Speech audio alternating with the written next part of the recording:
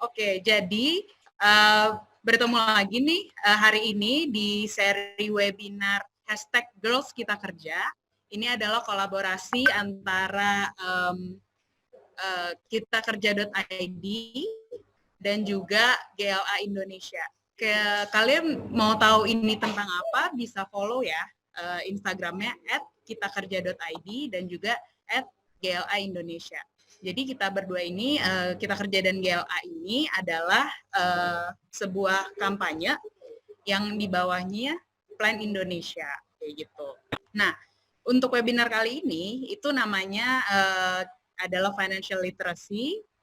Jadi di webinar ini kita akan ngebahas tentang literasi finansial atau pengelolaan keuangan bagi kaum muda, kayak gitu. Kenapa sih kita ngadain ini gitu ya? Kenapa ini penting gitu? Jadi emang si seri webinar Girls Kita Kerja ini, kita ini ingin mempromosikan dan juga ingin mendorong supaya kaum muda perempuan di Indonesia, khususnya kaum muda yang ada di beberapa kota, kayak misalnya di Jakarta, terus di Jabodetabek, di Semarang, dan juga di Lombok gitu ya, supaya kita sama-sama kerjasama, kita berupaya untuk mendapatkan pekerjaan yang layak, kayak gitu.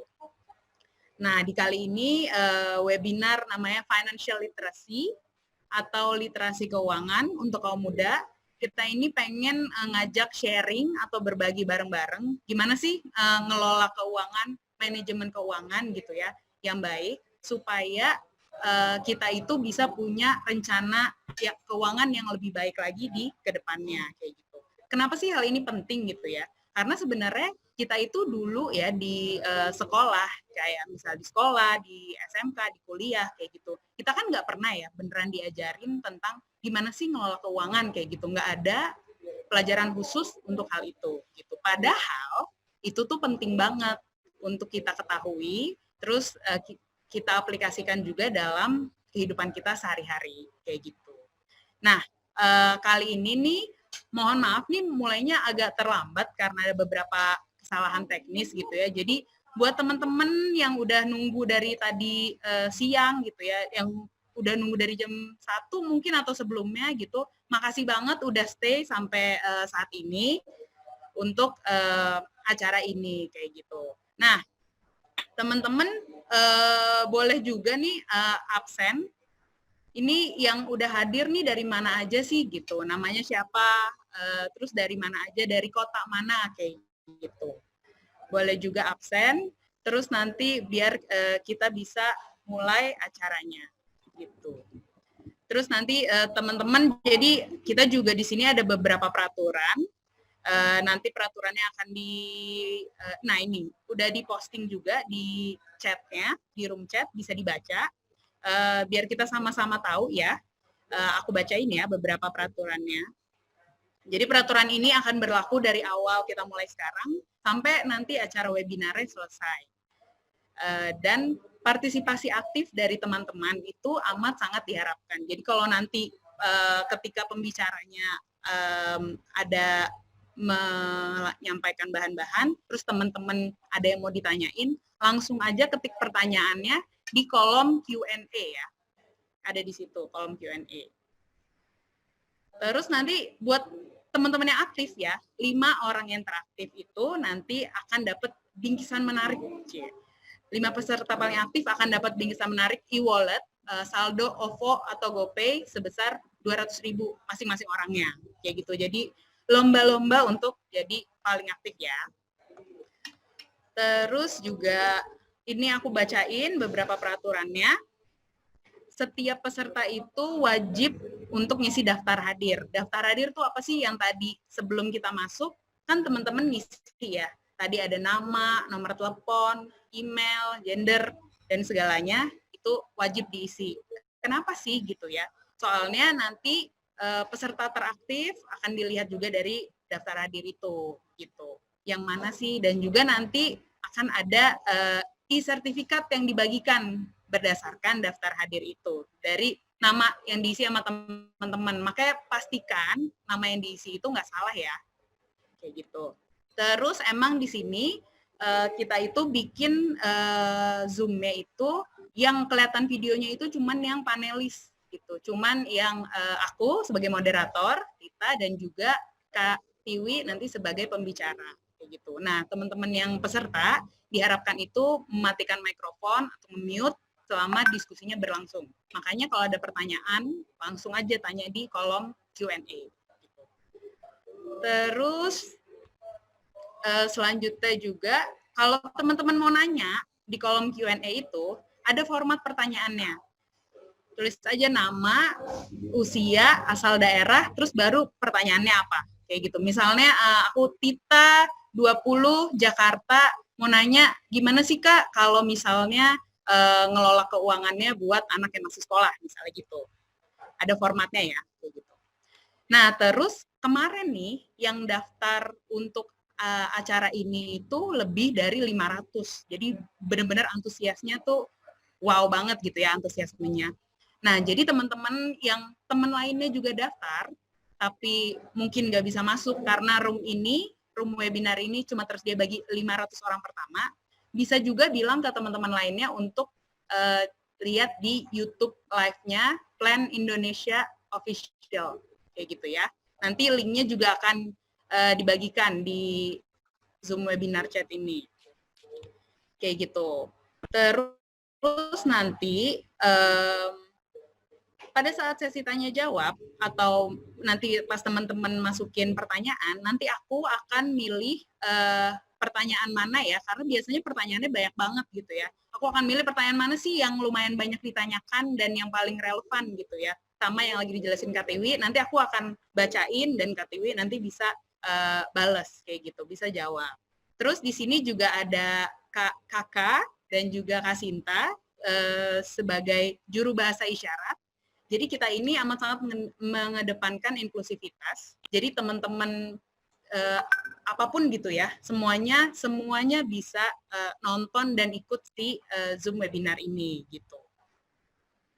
Terus kalau misalnya ada apa-apa juga bisa balas bisa ngisi di kolom chat kalau ada yang mau disampaikan ke panelis kayak gitu. Terus di sini juga kita ada kakak admin. Kakak admin ini juga nanti berhak untuk mengeluarkan peserta apabila ada yang melakukan kekerasan ya, baik itu secara verbal atau non verbal atau virtual, kekerasan, pelecehan ataupun perundungan kayak gitu. Misalnya kayak di kolom tanya jawab kayak gitu. Jadi benar-benar diharapkan diskusi yang berjalan ini berjalannya dengan sehat, diskusinya aktif dan juga partisipatif kayak gitu. Dan kami juga selaku penyelenggara meminta persetujuan dari tiap peserta yang hadir di sini untuk merekam sesi diskusi ini, karena nanti kami akan membuat dokumentasinya baik secara visual maupun tekstual. Kayak gitu ya teman-teman. Nah, jadi kan seri webinar ini akan berlanjut yang ada setiap minggu atau setiap 2 minggu di akhir minggu ya, di weekend kayak gitu. Kalau misalnya ada yang nanya nih kapan sih Kak selanjutnya kayak gitu, atau ada yang nanya yang kemarin tuh kayak gimana sih Kak, untuk cari infonya bisa ngelihat di sosial media kami gitu ya. Ada yang namanya @kitakerja.id, itu ada Facebook dan Instagram, dan juga ada @GLA Indonesia, itu ada di Instagram juga, dan juga kalau mau lihat-lihat ada website-nya juga yang bisa dikepoin dari Instagram. Terus ada juga @Plan Indonesia kayak gitu. Yang punya YouTube channel-nya namanya Plan Indonesia Official Channel, yang tadi bisa nonton live YouTube ya, gitu. Oke, teman-teman, jangan lupa untuk diskusinya yang aktif dan juga untuk ngikutin kegiatan sampai akhir ya, kayak gitu. Oke. Jadi, oh iya, tadi karena mulainya udah agak telat, terus aku juga tadi langsung memperkenalkan ini acara apa, jadi lupa nih perkenalan siapa sih aku gitu ya. Supaya nama aku Tita, bisa dipanggil Tita. Aku ini adalah tim komunikasi untuk program pemberdayaan ekonomi kaum muda, kayak gitu. Sampai akhir diskusi nanti, aku akan menjadi moderator buat webinar kali ini. Dan juga teman-teman kalau misalnya ada yang mau ditanyain jangan ragu gitu ya, langsung aja isi di kolom pertanyaan. Dan supaya aku nggak ngoceh kepanjangan nih mungkin ya, karena udah makin banyak nih yang datang. Jadi mungkin langsung aja kali ya. Oh ini nih ya, kita lihat udah siapa aja sih nih yang absen. Ada namanya, halo Cindy Gladys dari Tegal. Halo. Terus siapa lagi nih? Oh, oke, wah udah banyak nih. Dung, dung, dung, dung. Oke, teman-teman yang lain juga boleh ngabsen ya. Ini dari mana aja biar kita tahu. Ini kan dari seluruh Indonesia nih kemarin ya di daftar hadirnya. Di yang daftar. Oh ini ada Antika dari Bandung. Halo Antika. Terus ada juga Stefani dari Tangerang. Lucia dari Tangsel, Tangerang Selatan. Halo semuanya.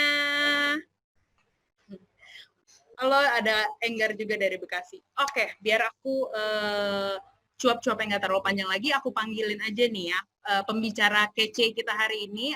Ada namanya Kak Tiwi. Halo Kak Tiwi. Semuanya. Halo. Nah, jadi Kak Tiwi ini keren banget nih teman-teman. Kak Tiwi ini udah kerja lama banget, ada sampai 10 tahunan di bagian perbankan dan juga bagian investasi kayak gitu. Ya kan? Nah, sekarang Kak Tiwi ini sebenarnya titelnya adalah financial advisor atau penasihat keuangan kayak gitu. Makanya kenapa kita ajak Kak Tiwi untuk jadi pembicara untuk berbagi tentang pengalaman-pengalaman dan juga pemahamannya gitu ya. Karena Kak Tiwi selain udah pengalaman banyak, juga Kak Tiwi nanti bisa nih merekomendasikan ke teman-teman apa sih yang seharusnya dilakukan gitu ya untuk pengelolaan uang yang sehat gitu.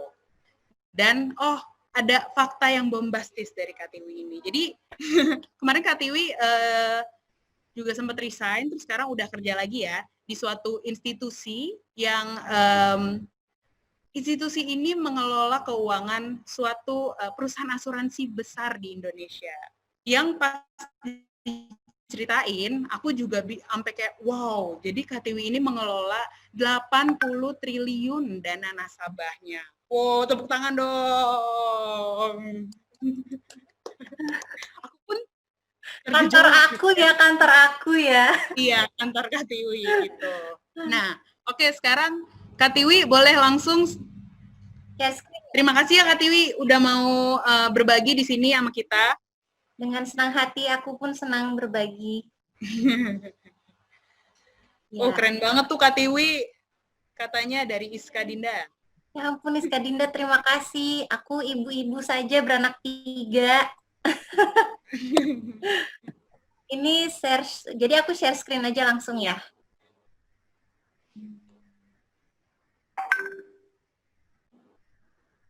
Silahkan Kak Tiwi. Oke, udah kelihatan nih Kak. Oke. Selamat siang semuanya. Assalamualaikum warahmatullahi wabarakatuh. Saya Tiwi. Sebenarnya saya kebetulan punya pengalaman belasan tahun aja kerja di perbankan dan di pasar modal.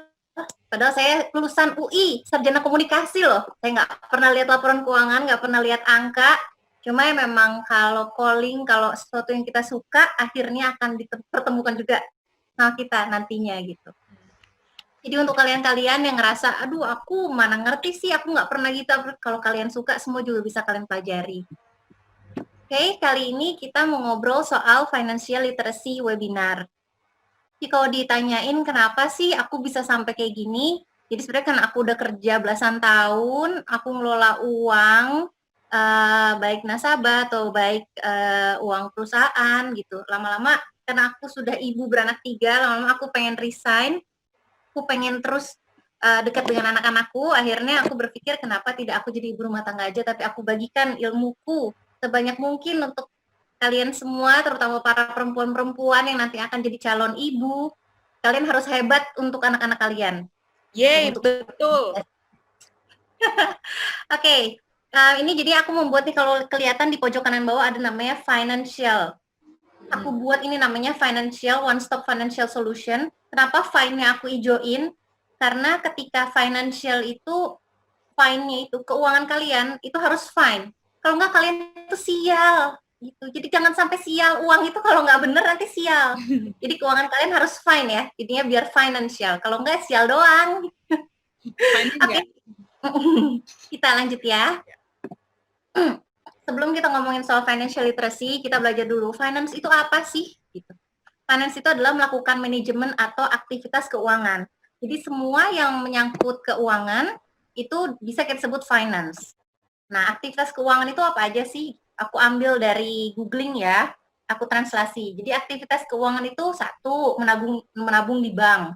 Semua yang kalian lakukan di bank itu bisa disebut keuangan. Lalu kedua, ini yang lebih advance, investasi di saham, obligasi, atau instrumen investasi lainnya. Ketiga, meminjam uang dari perorangan, bank, atau institusi lainnya. Jadi kalian minjem uang sama teman itu sebenarnya udah aktivitas keuangan. Jadi jangan bilang, aku tuh jauh banget deh dari dunia-dunia keuangan. Hey, kalau kamu sering dipinjam duitnya atau kalian sering minjem duit, itu artinya kalian sudah melek keuangan. Apalagi kalau mulai tidak dibayar ya, pasti melek banget kan? Melek, Kak, melek. Melek banget, oke. Okay. Ini nomor 4 adalah meminjamkan uang ke orang lain. Lalu keempat adalah ini lebih ke yang bekerja di bidang keuangan, membuat budgeting dan financial modeling menggunakan Excel spreadsheet. Kalau bukan bagian kalian, nggak usah dipikirin, ini pusing. Karena kalau aku boleh sharing dulu, aku pertama kali kerja, aku baru lulus sarjana komunikasi, tiba-tiba aku keterima manajemen trainee di salah satu BUMN keuangan. Itu tugas pertamaku adalah, Tiwi tolong di forecast laporan keuangan perusahaan ini ya, ini saya kasih prospektusnya. Maaf Pak, saya sarjana komunikasi, saya belum pernah lihat laporan keuangan Pak. Ngaku aja, kalau nggak tahu ngaku ya daripada so tahu gitu. Akhirnya dibilangin, ya udah deh kalau gitu kamu kumpul aja bertiga nih, bikin grup, kamu kerjain bareng. Jadilah aku yang ngeditnya di tulisan, teman-temanku yang ngitung-ngitungnya. Tapi lama-lama belajar juga dengan darah dan air mata gitu. Oh, jadilah wow. Seperti sekarang ini. Lalu yang terakhir adalah merencanakan keuangan pribadi, pengeluaran, dan pemasukan. Ini mungkin yang agak menjadi highlight kita hari ini. Merencanakan keuangan pribadi, pengeluaran dan pemasukan, serta berinvestasi di instrumen investasi. Nah, investasi itu apa sih investasi? Investasi adalah kegiatan mengelola keuangan untuk mendapatkan keuntungan. Jadi kalau kalian sudah melakukan sesuatu agar uang tersebut bisa memberikan keuntungan, itu namanya kalian sudah berinvestasi. Urusan investasi ya bodong atau enggak, investasi ya benar atau enggak, itu urusan belakangan. Kalau tidak memberikan keuntungan, berarti investasinya kurang baik. Mungkin harus dilihat lagi. Oke? Okay? Lalu, pertama, apa tujuan keuanganmu? Apa tidak? Apa tujuan keuanganmu? Oh, ini nanya ke aku ya. Nanya ke kamu. Pokoknya karena aku nggak bisa ngomong sama siapa-siapa, jadi aku nanya kamu. Oke. Apa ya tujuan keuanganku? Aku pingin punya uang sampai aku bisa pensiun dini gitu, umur 40-an, umur 45. Pensiun dini, oke. Pensiun ini dini. Ada benar salahnya nggak sih, Kak? Nggak ada, karena setiap orang beda-beda tujuannya. Ada yang gue yang penting bisa hits di Instagram, ya bisa aja. Kan bisa minjem punya orang aja, yang nggak usah punya duitnya. Yang penting gaya gitu. Jadi ini tujuan keuangan. Setelah telaah lebih lanjut dan coba untuk simplified, itu tujuan keuangan itu sebenarnya ada 3. Pertama, ada yang mau mengembangkan asetnya. Kedua, ada yang mau sejahtera di masa tua atau pensiunnya. Bertiga, ada yang mau mencapai kebebasan finansial. Untuk yang jawaban Tita tadi, sepertinya itu lebih ke combine di nomor 2 dan nomor 3 ya, karena pengen pensiun dini di umur 45 tahun. Jadi sebenarnya kalau yang nomor 2 itu cuma supaya nanti kalau udah pensiun, kita tetap bisa hidup nyaman, nggak harus kaget, nggak harus jadinya nggak punya uang gitu. Itu nomor 2. Kalau yang nomor 3 adalah kebebasan finansial. Ketika sampai umur tertentu sudah tidak mau bekerja lagi. Coba aku jelasin lebih yang nomor 3 ini. Jadi penghasilan itu ada 3. Penghasilan itu ada 3. Pertama, penghasilan aktif. Penghasilan aktif ini kalau kita bekerja sendiri. Jadi selama kita masih bekerja sendiri, kalau kita kerja kita dapat duit, kalau kita nggak kerja kita nggak dapat duit, itu artinya masih penghasilan aktif. Kayak aku misalnya jadi pembicara seperti ini, aku dapat uang. Kalau aku nggak jadi pembicara, aku nggak dapat uang. Itu artinya aku hanya masih penghasilan aktif. Nomor 2 adalah penghasilan pasif. Penghasilan pasif adalah ketika penghasilan kita sudah menjadi aset tertentu, dan asetnya bisa kita upayakan lagi untuk memberikan penghasilan. Contoh, aku sudah bisa beli rumah, rumahnya aku sewakan. Atau aku punya apartemen akhirnya, apartemennya aku sewakan. Atau aku punya mobil, akhirnya mobilnya aku sewakan. Itu disebut penghasilan pasif. Karena akhirnya bukan kita lagi yang bergerak, tapi udah aset kita yang bisa memberikan penghasilan. Nah, contoh lebih advance-nya adalah dividen saham. Ketika kita sudah mempunyai uang, akhirnya kita berinvestasi di saham, saham itu setiap tahun seringkali, umumnya memberikan dividen. Jadi kalau kita akhirnya sudah punya investasi saham mungkin sekitar berapa, 100 juta misalnya, udah dikumpul-kumpulin gitu 100 juta, terus di tahun depannya kita hanya diam dan menunggu dividen saham. Misalnya saham per dividennya dapat 1.000, kita punya 1.000 lembar saham, ya berarti 1.000 dikali 1.000, kita dapat 1 juta. Itu udah jadi penghasilan pasif, karena kita nggak usah ngapain, aset kita yang memberikan uang. Ini nomor 2 sebenarnya, saya himbau kalian-kalian semua untuk bisa setidaknya sampai yang nomor 2 gitu. Jadi kalian terus menabung untuk menghasilkan aset, jadi aset itu bisa menghasilkan uang lagi ke kalian. Itu. Lalu yang ketiga adalah kebebasan keuangan. Ini yang disebut dengan financial freedom. Yang nomor 3 ini banyak banget dibahas, tapi layaknya hantu. Banyak yang ngebahas, sedikit yang lihat langsung, apalagi sedikit yang mengalami langsung. Kebebasan keuangan ini atau financial freedom ini yang seperti biasanya kalau misalnya kita sudah punya perusahaan dan perusahaan kita udah punya anak perusahaan lagi. Jadi kita tinggal ngambil dividennya tuh. Yang berusaha siapa? Ya itu anak perusahaan kita. Terus nanti uangnya mereka kemana? Kita tinggal ngongkong kaki. Tapi itu kan nggak langsung ada. Itu adalah hasil dari mulai dari kita aktif, akhirnya jadi pasif, akhirnya jadi financial freedom. Selanjutnya adalah yang banyak digembor-gemborkan adalah asuransi dan MLM. Seringkali kan asuransi dan MLM ini kalau udah punya downline banyak, itu kan akhirnya downline yang bekerja kan, kita tinggal mendulang keuntungannya gitu. Itu yang disebut dengan financial freedom. Ini yang biasanya digunakan untuk menjual mimpi. Untuk kalian yang lagi ditawarin MLM, kalian yang lagi ditawarin asuransi, coba dilihat. Mengajak kalian dengan apa? Pasti dengan mimpi. Kamu mau apa? Kamu mau kaya seperti ini. Ya, tapi itu it comes with the effort. Kalian harus usaha sebagaimana orang-orang itu berusaha. Jadi jangan lihat kok dia bisa hebat banget ya. Mungkin ketika kalian tidur dia udah bangun, dia udah usaha. Ketika kalian udah tidur dia masih usaha gitu. Jangan lihat hasil akhirnya, lihat effortnya dia seberapa keras untuk mencapai level dia yang sekarang. Jadi intinya adalah bagaimana kita berusaha agar uang kita yang bekerja untuk kita, bukan kitanya lagi yang capek-capek banting tulang untuk menghasilkan uang. Meskipun itu adalah yang umum terjadi dan tidak ada yang salah juga mengenai hal tersebut. Begitu. Oke? Begitu. Lalu, nah, tujuan yang harus digarisbawahi adalah tujuan kita adalah untuk menjadi kaya. Karena kita lagi ngomongin uang ya. Kaya yang kita sebut adalah kaya secara nominal, uang. Tujuannya adalah menjadi kaya, bukan terlihat kaya. Jadi intinya bagaimana kita menjaga keuangan kita sesuai dengan kemampuan kita. Karena dari nanti semua yang aku jelaskan akan disesuaikan dengan kalian. Aku akan pakai percentage.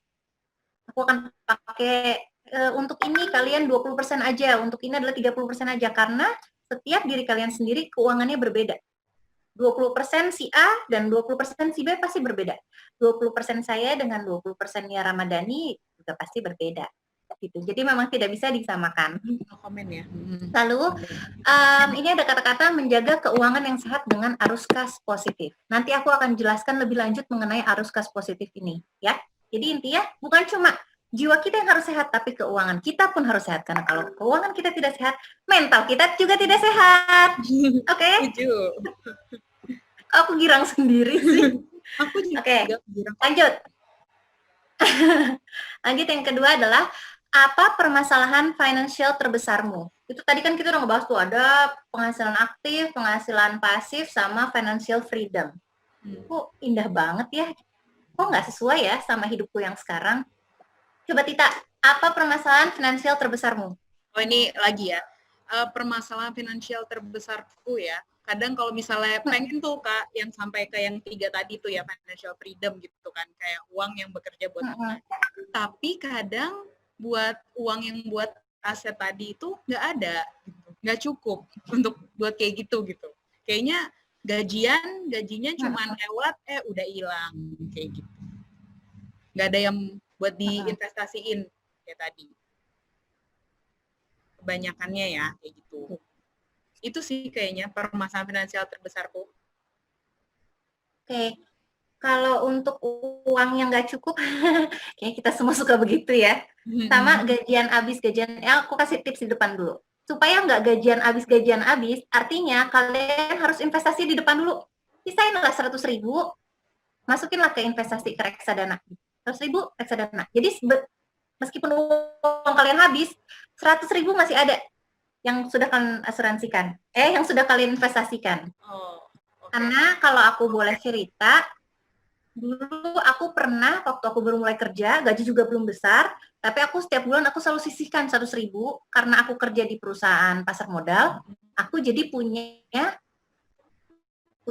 pengetahuan lah dari kantor gitu. Ya udah deh masukin ke reksadana A gitu. Masukin aja aku 100.000, lupain gitu. Ketika aku resign 5 tahun, aku tiba-tiba punya 8 juta. Oh. Wow, dari 100.000 yang sebulan yang tidak aku ingat-ingat, karena aku punya uang. Dan itu coba deh sama kalian, karena 100.000 di millennials zaman sekarang itu seringkali habis hanya untuk makan dan ngopi, ya kan? Iya. Ya kan? Coba lebih pintar lagi ya. Yuk, kembali ke permasalahan finansial terbesarmu. Di kolom chat juga banyak nih masalahnya nggak punya uangnya. Sama berarti ya masalah kita ya? Sama. Oke, ini aku perlu menit dulu, atau aku coba jelaskan dulu ya. Tanda-tanda kegagalan finansial. Tidak ada yang gagal, semuanya itu pelajaran. Ya, dilanjutkan.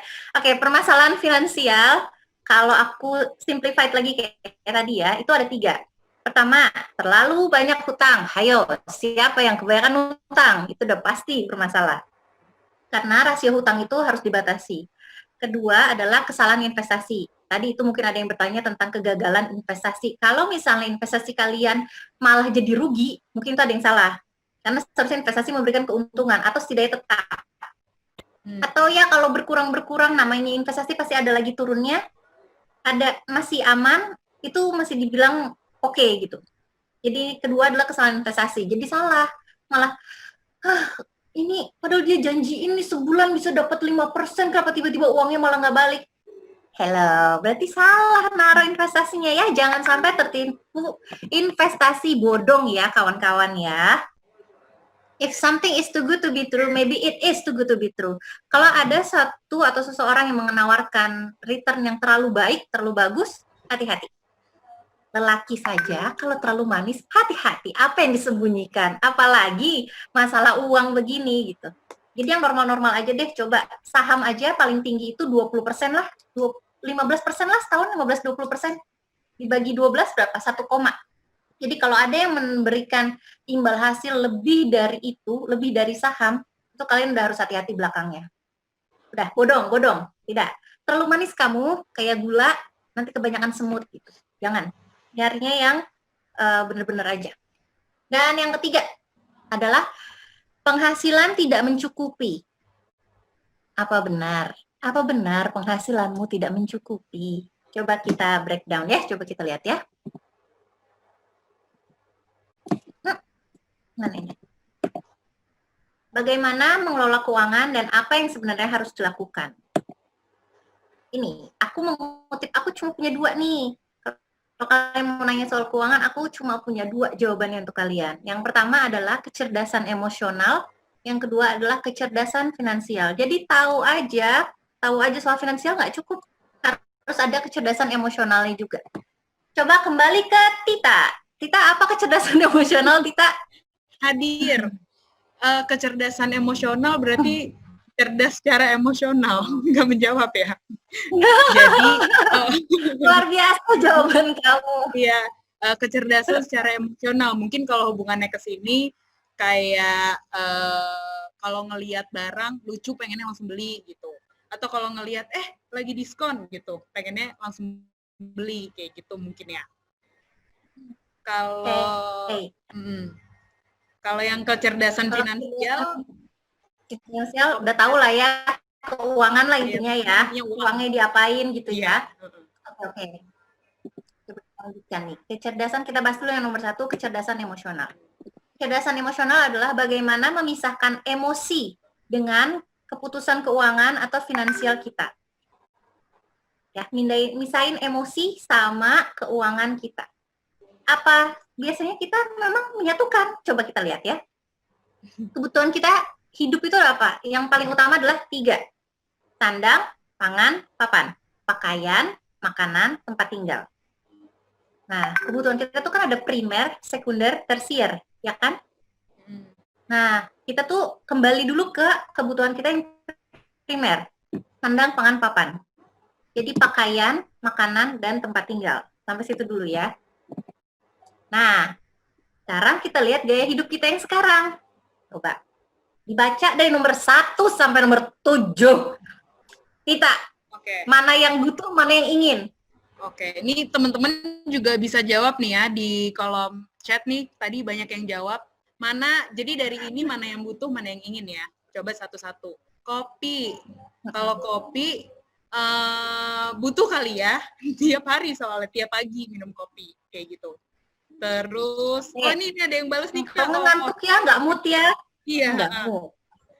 Terus, makan di restoran nih, ada yang jawab nggak nih makan di restoran? Kalau makan di restoran kayaknya ingin ya, karena nggak di restoran juga bisa makan, kayak gitu kan ya. Terus liburan.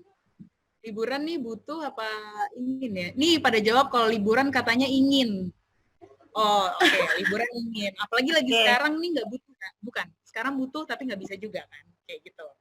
Terus 4, online shop. Online shop ada part yang butuh, ada part yang ingin kali ya, tergantung yang dibeli mungkin. Terus ada juga keanggotaan gym atau hidup sehat. Ini kalau gym ada yang namanya Ridwan, katanya gym itu butuh. Kayaknya Ridwan nih ini ya, suka nge-gym nih kayaknya nih, karena katanya butuh. Sehat banget, Ridwan sehat banget ya. Iya. Terus ya benar kata Ridwan tuh gym butuh buat kesehatan kayak gitu. Terus kalau barang bermerek kayaknya nggak butuh-butuh amat ya gitu. Kalau lagi pas ingin aja kayak gitu. Terus yang terakhir nih yang banyak nih Kak yang jawab skincare atau makeup katanya butuh banget. Terus di caps lock, skincare harus gitu. Skincare butuh biar glowing. Skincare. Iya. Biar glowing nih ada. Tuh, katanya gitu tuh Kak. Gimana? Oke, baik. Coba kita lihat satu-satu ya. Ya. Jadi, sebenarnya saat ini kalian itu boros apa enggak? Kamu selama kamu corona ini malah tambah boros apa tambah hemat? Kan nggak kemana-mana ya. Tambah boros, ini boros Kak. Iya, boros. Iya, aku juga sih boros karena kayak di rumah. Walaupun nggak ada biaya transportasi, tapi kan karena seharian di rumah kadang tuh suka bosen gitu ya. Ngapain ya lihat online shop gitu. Browsing gitu misalnya. Oke, GoFood terus, Shopee terus. Berapa sering itu tukang itu yang nganterin ke depan rumah paket gitu. Iya. Coba ya kita telah ya. Kenapa ketika corona kemarin, maksudnya bukan, ketika benar-benar kemarin lockdown ya, yang kita belum bisa kemana-mana, sekarang kan udah mulai agak bisa keluar, kenapa kita makin boros? Kenapa? Karena kalian bosan. Emosi bukan? Emosi kan? Iya. Oh iya, emosi. Ketika kalian bosan, kalian akan mencari ngapain ya buat kebosanan ini ya. Akhirnya jadi belanja, jadi lihat ini, jadi lihat itu. Karena bosan nggak bisa pergi-pergi betul gitu. Nah, sama juga dengan yang lain. Kalau kalian tiba-tiba lagi boros banget, tanya, apa sebenarnya lagi sedih ya? Apa sebenarnya aku tuh lagi marah ya? Gitu. Karena sebenarnya sering sekali kita itu jadi lebih boros itu karena kita lagi ada emosi tertentu yang kita tutupin. Cara larinya adalah dengan belanja. Aku tidak mengutip siapapun, tapi untuk nomor 3, untuk mereka-mereka yang butuh liburan terus, merasa butuh liburan terus. Pertanyaanku satu, kenapa? Kesepiankah? Sampai segitunya harus pergi terus dari rumah. Kalau kalian bahagia di rumah, kalian merasa cukup dengan yang di rumah, kalian liburannya bisa sesekali kok, sekali setahun dengan tujuan yang masih sesuai dengan kantong kalian gitu. Nih kasihan kesepian kayak nggak pernah kesepian loh hidupnya nih, ada yang komen. Nah gitu, jadi kalau kita telah satu-satu ya, kayak kopi, aku pun butuh kok kopi. Pertama, butuh kopi karena kopi rasanya enak di mulutku. Kedua, kalau kita lagi mau hangout sama teman-teman, kita kan juga makhluk sosial ya. Kita pasti butuh ngopi sama teman-teman gitu. Cuma ngopinya itu apa? Disesuaikanlah dengan yang kita bisa. Misalnya, kalau duitnya banyak banget, ya mau Starbucks setiap hari, mau apalagi kopi-kopi mahal, apalagi coffee bean setiap hari, nggak masalah. Tapi kalau kalian agak-agak marginal, beralihlah ke kopi kekinian yang 18.000 gitu. Dengan 18.000 aja kalian udah bisa seneng loh sebenarnya. Atau kalau lagi susah banget juga, beli aja kopi sasetan, diminum sama yang tersayang. Rasanya manis juga kok. Betul. Gitu. Terus yang kedua, makan di restoran juga begitu. Kalau memang lagi nggak punya uang, carilah makanan yang semurah mungkin. Pergilah keluar sesekali. Gitu. Tapi jangan terus-terusan. Itu juga, kalau lagi terus-terusan keluar, kenapa? Lagi ada yang dihindari di rumah gitu. Itunya lo coba dalami diri sendiri gitu. Yang liburan tadi aku udah bahas. Lalu online shop. Online shop ini lebih baik, sudah dibudgetkan. Oke, bulan ini aku cuma boleh online shop 300.000 misalnya, atau 500.000 paling banyak kalau duitnya banyak. Atau 100.000 gitu. Itu kalian batasin. Jadi kalian tetap ada. Semua yang dari nomor 1 sampai 7 itu boleh. Nggak ada yang nggak boleh. 7, liburan memang untuk melepas kejenuhan dan merefreshkan. Betul. Liburanlah yang sesuai dengan budget kalian. Kayak aku ke Bandung aja aku udah seneng kali diajak ke Kawah Putih ya. Gitu. Jadi racun karena flash sale sulit. Nah, itu nanti ada di pembahasan selanjutnya ya. Lalu keanggotaan gym, hidup sehat. Sebenarnya gym perlu nggak kalian? Kalau ngeliat sekarang sebenarnya bisa kan di rumah aja, buka YouTube, ikutin aja. Udah banyak yang free. Jadi sebenarnya banyak complementary supaya kalian bisa lebih hemat hidupnya gitu. Kayak barang bermerek, ya kalau memang aku mampu beli tasnya yang biasa-biasa aja, ya nggak usah lah yang bermerek. Nanti lah yang bermerek boleh kalau lagi banyak duit gitu. Lalu yang terakhir skincare atau make up. Make up sendiri juga, kalau aku boleh sebutin ya. Kalau skincare juga range-nya banyak ya, sama aja kayak kita samain sama kopi gitu. Ada skincare yang harganya murah-murah, ya udah cobain itu aja. Kalau kalian cantik aja kok. Kalau memang enggak ya mau skincare sebanyak apapun juga nggak akan jadi cantik juga gitu. Intinya kan memang dari diri kalian sendiri dan dari hati kalian kan. Cantik tuh kan emang mau buat cantik siapa? Kayaknya kalau suami yang sayang atau pacar yang sayang atau teman yang sayang, kayaknya kita cukup-cukup aja di mata mereka gitu. Jadi belilah semuanya ini sesuai dengan range kemampuan kamu gitu. Sambil dilihat-lihat diri sendiri.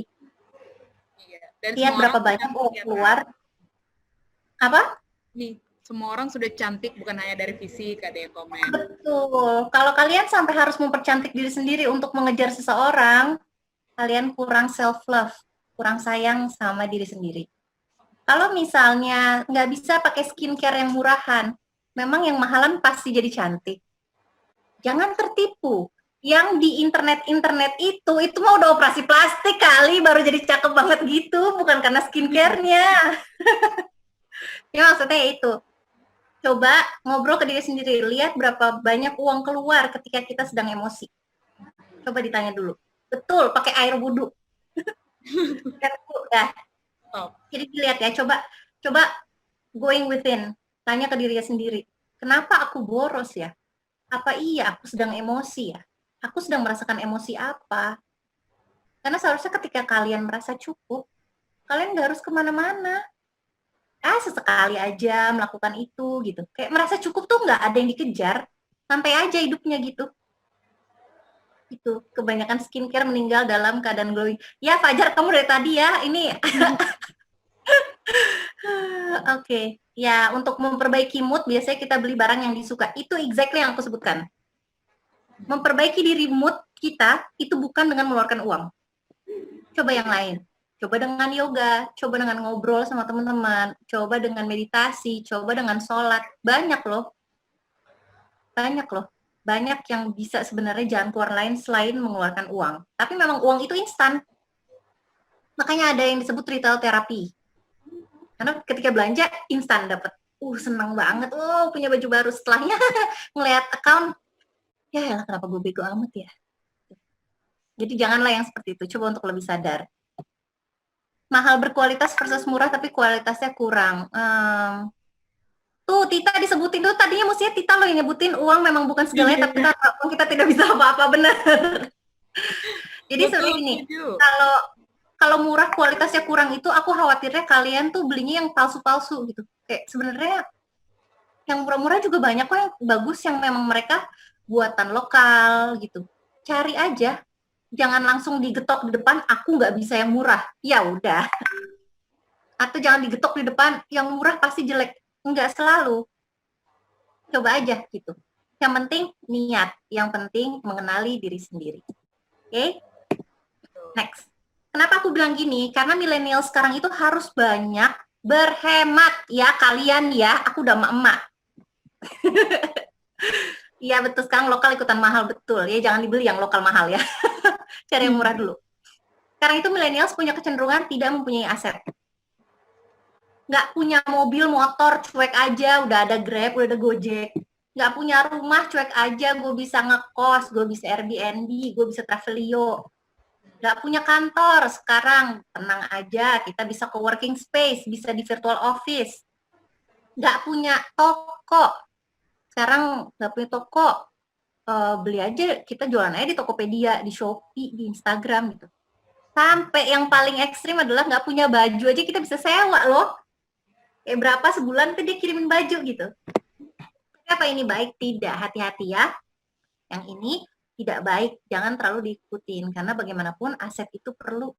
Nanti aku bilang kenapa aset itu perlu. Oke. Ya, gengsi yang buat kita miskin coba itu boleh dikasih. Boleh kita kasih hadiah nggak sih? Buku itu merupakan aset bukan sih Kak Tiwi? Buku itu aset untuk pengetahuan kita. Kalau akhirnya pengetahuan kita bisa jadi ilmu buat orang lain, bisa menghasilkan uang buat orang lain, itu bisa jadi aset. Tapi ada budgetingnya ya. Tidak semua yang terlalu banyak itu tidak baik. Oke. Jadi ini adalah rangkuman kecerdasan emosional. Yang pertama, memisahkan kebutuhan dan keinginan. 2, merasa cukup. 3, mempunyai identitas diri yang kuat, tidak mudah dipengaruhi oleh orang-orang sekitar. Ini nomor 3 untuk yang tadi bilang suka ada flash sale di Shopee ya. Nomor 3, kalau identitas diri kalian kuat, kalian nggak mudah dipengaruhi siapapun. Temen mau bilang, ya elah sepatu lu jelek banget, ganti-ganti itu mulu. Kalau kita cuek aja, ya so what? Kalau kalian nggak punya identitas diri yang kuat, dibilang kayak gitu langsung, waduh, gue mesti beli sepatu baru nih. Padahal nggak punya duit cuy. Makin kesel, makin gondok, makin rekeningnya nggak berisi gitu. Padahal ngapain? Ya udah, sekarang gue punya sepatunya kayak gini, kenapa sih? Gitu. Kemampuan-kemampuan seperti itu tuh nggak bisa diajarin sama orang lain, harus kalian nentuin sendiri gitu. Terus nomor 4, nilai dirimu tidak tergantung dari barang yang digunakan. Ingat ya, kalau ada orang yang harus selalu bermerek supaya dilihat orang lain, itu ditanya lagi, kenapa kamu nggak ngerasa dirimu cukup bagus ya kalau tanpa barang-barang bermerek itu ya? Kenapa harus ada barang-barang itu sampai kamu ngerasa kamu bisa lebih dari orang lain? Kan enggak. Kasihan kan malahan kalau ngeliat yang kayak gitu. Lalu nomor 5, kebahagiaan didapatkan dari dalam diri. Jadi kalau aku bisa bilang nih, kalau corona kemarin, bukan kemarin ya, kalau corona ini ada yang bisa mengajarkan ke kita adalah corona ini memaksa kita untuk diam di rumah, untuk membuat kita sadar kita bahagia nggak sih di rumah dengan orang-orang yang ada di rumah, karena itu yang kita punya di hidup kita, keluarga kita. Kalau yang udah berpasangan adalah pasangan kita, mungkin anak-anak gitu. Karena selama ini kita itu bebas tuh keluar, nggak bahagia keluar rumah, nggak bahagia liburan, nggak bahagia jalan-jalan. Ketika akhirnya udah dikurung, disuruh sama Allah, coba lihat, mampu nggak kamu di rumah? Wah, banyak yang stres kan, nggak bisa kemana, nggak bisa menahan emosinya diri sendiri, nggak bisa menyalurkan emosinya ke sesuatu yang benar. Akhirnya stres, akhirnya jadi belanja, akhirnya jadi marah-marah di rumah. Lalu coba, pas sholat ditenangkan, pas meditasi ditenangkan, gitu. Atau merasa bersyukur sama apa yang kita punya.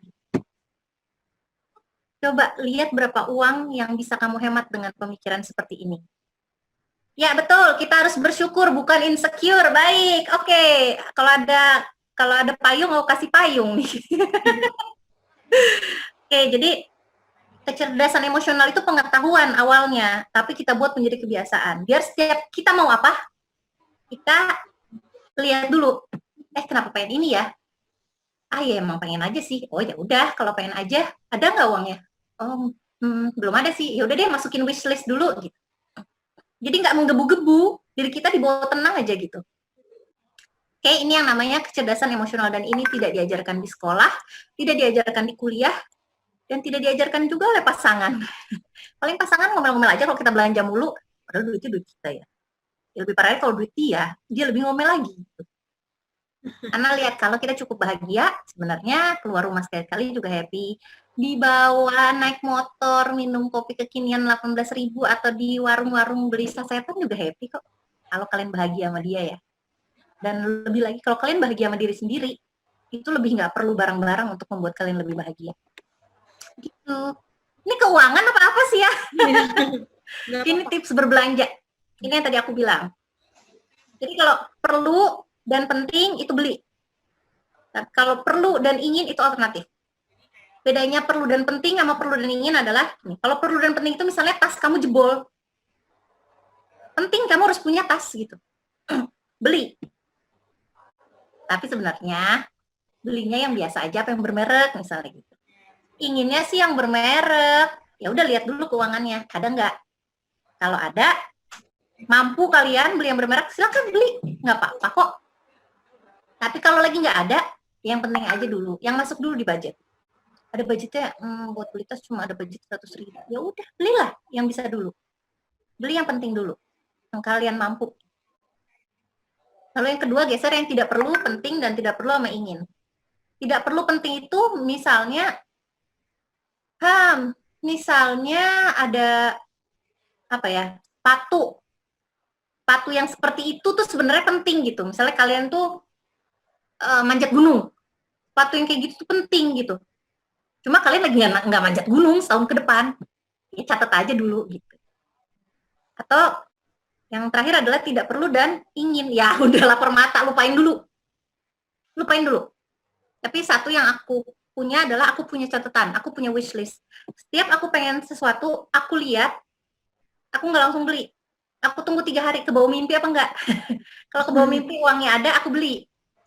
Kalau enggak, aku catat doang di wishlist. Tanggal segini aku pengen ini.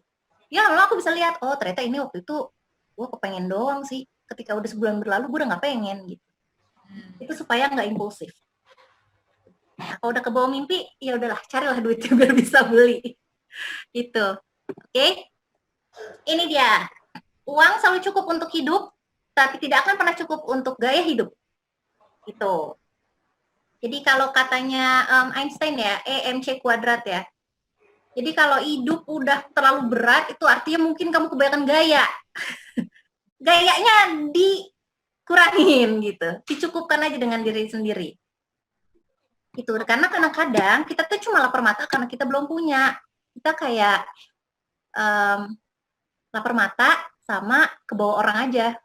Gara-gara dia ngepost itu mulu, gue jadi pengen nih gitu. Penasaran doang, biasa. Penasaran doang. Pas punya, rasanya gini. Buat para lelaki ya, buat para lelaki aku coba punya pertanyaan. Kalian kerja keras setiap hari, kerja stres banget, sampai akhirnya kalian kebeli rumah, sama kebeli mobil, karena disuruh sama orang tua atau disuruh sama keluarga. Kamu punya mobil dong, kamu punya rumah dong. Ketika akhirnya kamu kerja keras, kamu akhirnya udah berhasil beli rumah, beli mobil. Apa kalian udah pasti bahagia? Banyak ujungnya yang udah kebeli akhirnya, ternyata udah punya rumah dan punya mobil, rasanya gini aja ya. Kembali lagi ke diri sendiri. Meskipun itu, ya elah. Belum tentu, betul, belum tentu. Oke, jadi ya coba untuk dipahami diri sendiri aja. Meskipun punya rumah dan punya mobil itu bagus kalau untuk anak muda, karena kalian jadi punya aset. Beneran ke situ, nggak jadi ke yang nggak penting gitu. Suatu prestasi. Nah, kalau disebutnya prestasi, itu akhirnya identitas diri kita yang belum kuat. Karena harus supaya dilihat orang kerennya nggak sih? Nggak juga. Jangan gitu. Jangan karena itu prestasi. Karena itu lagi memupuk aset. Biar keuangan kita lebih sehat. Oke. Belum, yang isi belum ada. Soalnya ya, yang udah beli rumah dan beli mobil, istrinya belum ada. Coba nih, bisa ngobrol sama Fajar kayaknya. Oke. Udah selesai yang emosionalnya. Semoga kalian lebih bisa melihat emosional diri kalian sendiri. Lalu kita masuk ke kecerdasan finansial. Nah, generasi sandwich nih. Kapan ya aku mau bahas generasi sandwich? Nanti di belakang deh, ingetin ya Tita ya. Iya. Generasi sandwich ya. Oke, masuk ke kecerdasan finansial. Yang pertama harus paham kondisi sendiri. Karena tidak kenal, maka tidak sayang. Tidak kenal, maka tidak sayang. Iya. Tidak kenal ya tidak mengerti jadinya. Pertama adalah paham kondisi diri sendiri. Nanti aku bahas lebih lanjut. Lalu yang kedua adalah pengelolaan keuangan. Nih, lihat nih. Ini kalau mau dicatat nih. Pengelolaan keuangan itu 1, ada alokasi keuangan. 2, hapus atau selesaikan utang. 3, asuransi untuk proteksi. Punya asuransi ya maksudnya ya, untuk proteksi diri sendiri. 4, dana darurat. Dan yang kelima adalah perencanaan investasi. Jadi uangnya udah ada, kalian taruh di mana? Jadi yang disebut dengan stabilitas finansial itu merupakan hasil dari gaya hidup yang sesuai. Makanya tadi aku bilang gaya hidup yang sesuai, karena tidak ada gaya hidup yang sama untuk setiap orang. Bahkan untuk yang gajinya sama-sama, misalnya 10 juta aja, pasti gaya hidupnya bisa nggak sesuai satu dengan yang lain. Karena kebutuhan mereka juga bisa berbeda satu sama lain. Jadi ini gimana caranya kita untuk lebih bertanggung jawab dalam menjadi manajer hidup diri sendiri. Kalau kalian belum jadi manajer di kantor, ya jadilah manajer diri sendiri. Semoga hidup kalian lebih bermakna daripada kantor kalian. Nah, maksudnya diri sendiri yang paling penting lah. Kalian harus bisa jadi manajer hidup diri sendiri. Gitu. Baik. Nah, ini cara memahami kondisi diri sendiri kita. Yang pertama, hitung nilai dirimu. Kalau disebut nilai diri sendiri itu kita ngitung aset sama utang kita. Ini kita membahas nilai secara keuangan ya, jadi ada angka. Kalau mau ngelihat dirimu bernilai atau tidak, itu kamu sendiri yang menentukan. Jangan sampai nilai dirimu ditentukan oleh orang lain. Yang pertama kita hitung nilai dirimu. Ini nggak boleh, ini kan, Tita kamu kalau habis ada pengeluaran tiap bulan, kamu catat nggak? Kadang. Dan kadang apa enggak? Dan nggak semuanya, apalagi kalau yang pengeluaran kecil gitu, Kak Tiwi. Ya kayak, ya suka lupa lah. Dan males. Ini emosi lagi ya, males ya, coba disadari tuh emosinya. Jadi, ya boleh kalau lagi nggak mager. Nih caranya untuk nggak usah nyatet. Sebenarnya ini cukup sekali aja, supaya kamu tahu sebenarnya kamu itu gimana kondisi keuangannya sekarang. Jadi, yang atas ini yang nilai ini kalau kalian bisa pakai Excel lebih enak. Kalau kalian mau nulis di ini ya boleh gitu. Tulis di kertas juga boleh. Nah, jadi kalau yang pertama nilai itu adalah aset dan utang. Jadi kalian buat nih aset di sini nih, aset apa aja, utangnya di sini kanan. Aset di kiri, utang di kanan. Asetnya tulis nih, tabunganku berapa sekarang? Saya udah punya deposito berapa sekarang? Investasi berapa sekarang? Udah punya asuransi, misalnya ada nilai tunainya berapa nilai tunainya? Udah punya properti, udah punya rumah, berapa nilai value-nya sekarang? Kendaraan punya berapa? Dari aset sendiri aja, coba sebutkan kalian kalau yang punya selain tabungan. Jangan sampai kalian baru sadar kalau kalian cuma punya tabungan. Karena kalian nggak begini, gitu ya. Karena kalian nggak menilai gitu. Jadi utangnya juga ditulis nih di kanan nih. Utang apa? Utang kartu kredit, utang KPR, utang KPM, mobil ya, atau utang apa? Utang ke teman, utang KTA, utang apa? Tulis semua. Akhirnya di bawah dikurangin, aset dikurangin utang. Itulah nilai diri kalian secara keuangan. Masih bernilai apa udah negatif? Jangan-jangan negatif. Jangan-jangan kalian baru sadar kalau aset kalian cuma tabungan, utangnya banyak banget gitu. Berarti harus ada yang dilakukan ya. Tidaknya harus sadar dulu, kalau nggak ditulis nanti jangan-jangan lupa. Oh iya, ternyata punya banyak utang ya gitu. Gitu. Nah, lalu pemasukanku ini ada, Stefani, pemasukanku datang dari uang bulanan dan hasil jualan. Itu ada di nomor 2 nih, Stefani. Jadi yang kedua adalah hitung arus kasmu. Tadi aku sebut ya, menjaga arus kas positif. Ini kalau arus kas ini pemasukan dan pengeluaran. Ini lebih ribet lagi. Ini yang perintilan tadi, itu sebenarnya di sini nih, perintilan-perintilan tuh di arus kas. Jadi dibuat gini, ini pemasukan, ini pengeluaran. Pemasukan ada yang rutin bulanan, ada yang tidak rutin, yang tahunan. Lalu ada pengeluaran rutin bulanan, ada pengeluaran juga yang tidak rutin tahunan. Misalnya pemasukan rutin bulanan tuh udah pasti gaji atau hasil jualan gitu. Itu bisa masuk di pemasukan rutin bulanan. Kalau yang tidak rutin itu masuknya di pemasukan tidak rutin tahunan. Misalnya ada bonus atau apalah yang lain lah, kalian yang tahu gitu. Jadi intinya semua pemasukan kalian hitung. Lalu pengeluaran juga dihitung. Nah, yang rutin bulanan, listrik, bensin, cicilan, biaya istri, biaya suami. Nah, itu kalian bisa hitung juga semuanya. Lalu yang nggak rutin, misalnya kalau ada yang ngontrak bayarnya tahunan, itu masukin. Pokoknya intinya semua pengeluaran dan semua pemasukan kamu hitung. Nanti lihat di bawahnya di total. Cash flow, ini sebutannya cash flow. Arus kas itu cash flow. Jadi kalau ada yang nyebut cash flow, kalian sudah mengerti ya. Artinya arus kas, cash flow. Jadi cash flow lo negatif atau positif gitu. Kalau positif ya berarti positif, kalau negatif ya negatif gitu. Kalau negatif berarti besar pasak daripada tiang. Gitu. Jadi yang pasti cash flow kita harus positif ya, teman-teman ya. Apakah ada sisa? Harus ada sisa. Yang pasti jangan sampai minus. Kalau minus nanti kita bisa lihat itu pasti ya entah pemasukan yang ditambahin atau pengeluarannya dikurangkan. Itu. Jadi ya itu aja. Intinya kalian harus hitung semua, hitung aset, hitung utang, hitung pemasukan, hitung pengeluaran. Sekali aja udah seumur hidup ya. Sekarang dilakukan sekali, nanti mungkin sekali lagi kalau udah kayaknya lebih sukses atau ketika udah mau berumah tangga, nanti calon istri, calon suaminya juga bikin ini, jadi udah bisa digabungkan gitu. Jadi buat arus kasmu ini positif, karena ketika positif nanti itu yang menjadi idle fund, dana yang tidak tergunakan atau free cash flow, yang akhirnya bisa kalian masukkan kembali ke investasi, begitu, oke? Kalau arus kasnya aja negatif, ya udah itu yang buy, yang tadi. Penghasilan aja nggak cukup. Kalau penghasilan nggak cukup, coba dilihat lagi berarti apa ada pengeluaran yang memang impulsif karena emosi. Itu yang harusnya bisa di-cut lebih awal. Oke, teman-teman. Lanjut. Pengelolaan keuangannya. Ini tadi udah ngitung, sekarang pengelolaan keuangan kita. Ini adalah alokasi keuangan yang ideal menurutku. Menurut kalian bisa beda lagi. Menurut financial advisor lain bisa beda lagi. Udah mulai serak ya ngoceh ya, ini udah berapa lama nih. Jadi ini ada pengeluaran bulanan. Misalnya nih, pengeluaran bulanan kayak 40% aja maksimum. Lalu ada asuransi buat diri kalian sendiri, apalagi kalau kalian menghasilkan uang. 40% pengeluaran bulan, asuransi 10%, lalu investasi 30%, dan kesenangan 20%. Ingat ya tuh, kesenangan cuma 20% dari 100% uang yang kalian dapatkan. Ya, jangan banyak-banyak. Kayak Mama Dedeh nggak sih? Aku galak ya. Nah, ini di bawahnya aku tulis nih, ada biaya tetap dan biaya tidak tetap. Kenapa? Jadi, usahakan yang biaya, karena yang biaya tetap ini biasanya susah untuk dikurangi. Makanya aku tulis biaya tidak tetap ini.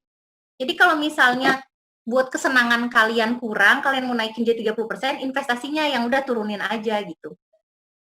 Sebenarnya paling utama itu sebenarnya pengeluaran bulanan yang di kiri itu yang 40% itu yang harusnya bisa kalian turunin. Tapi kalau tidak bisa, aku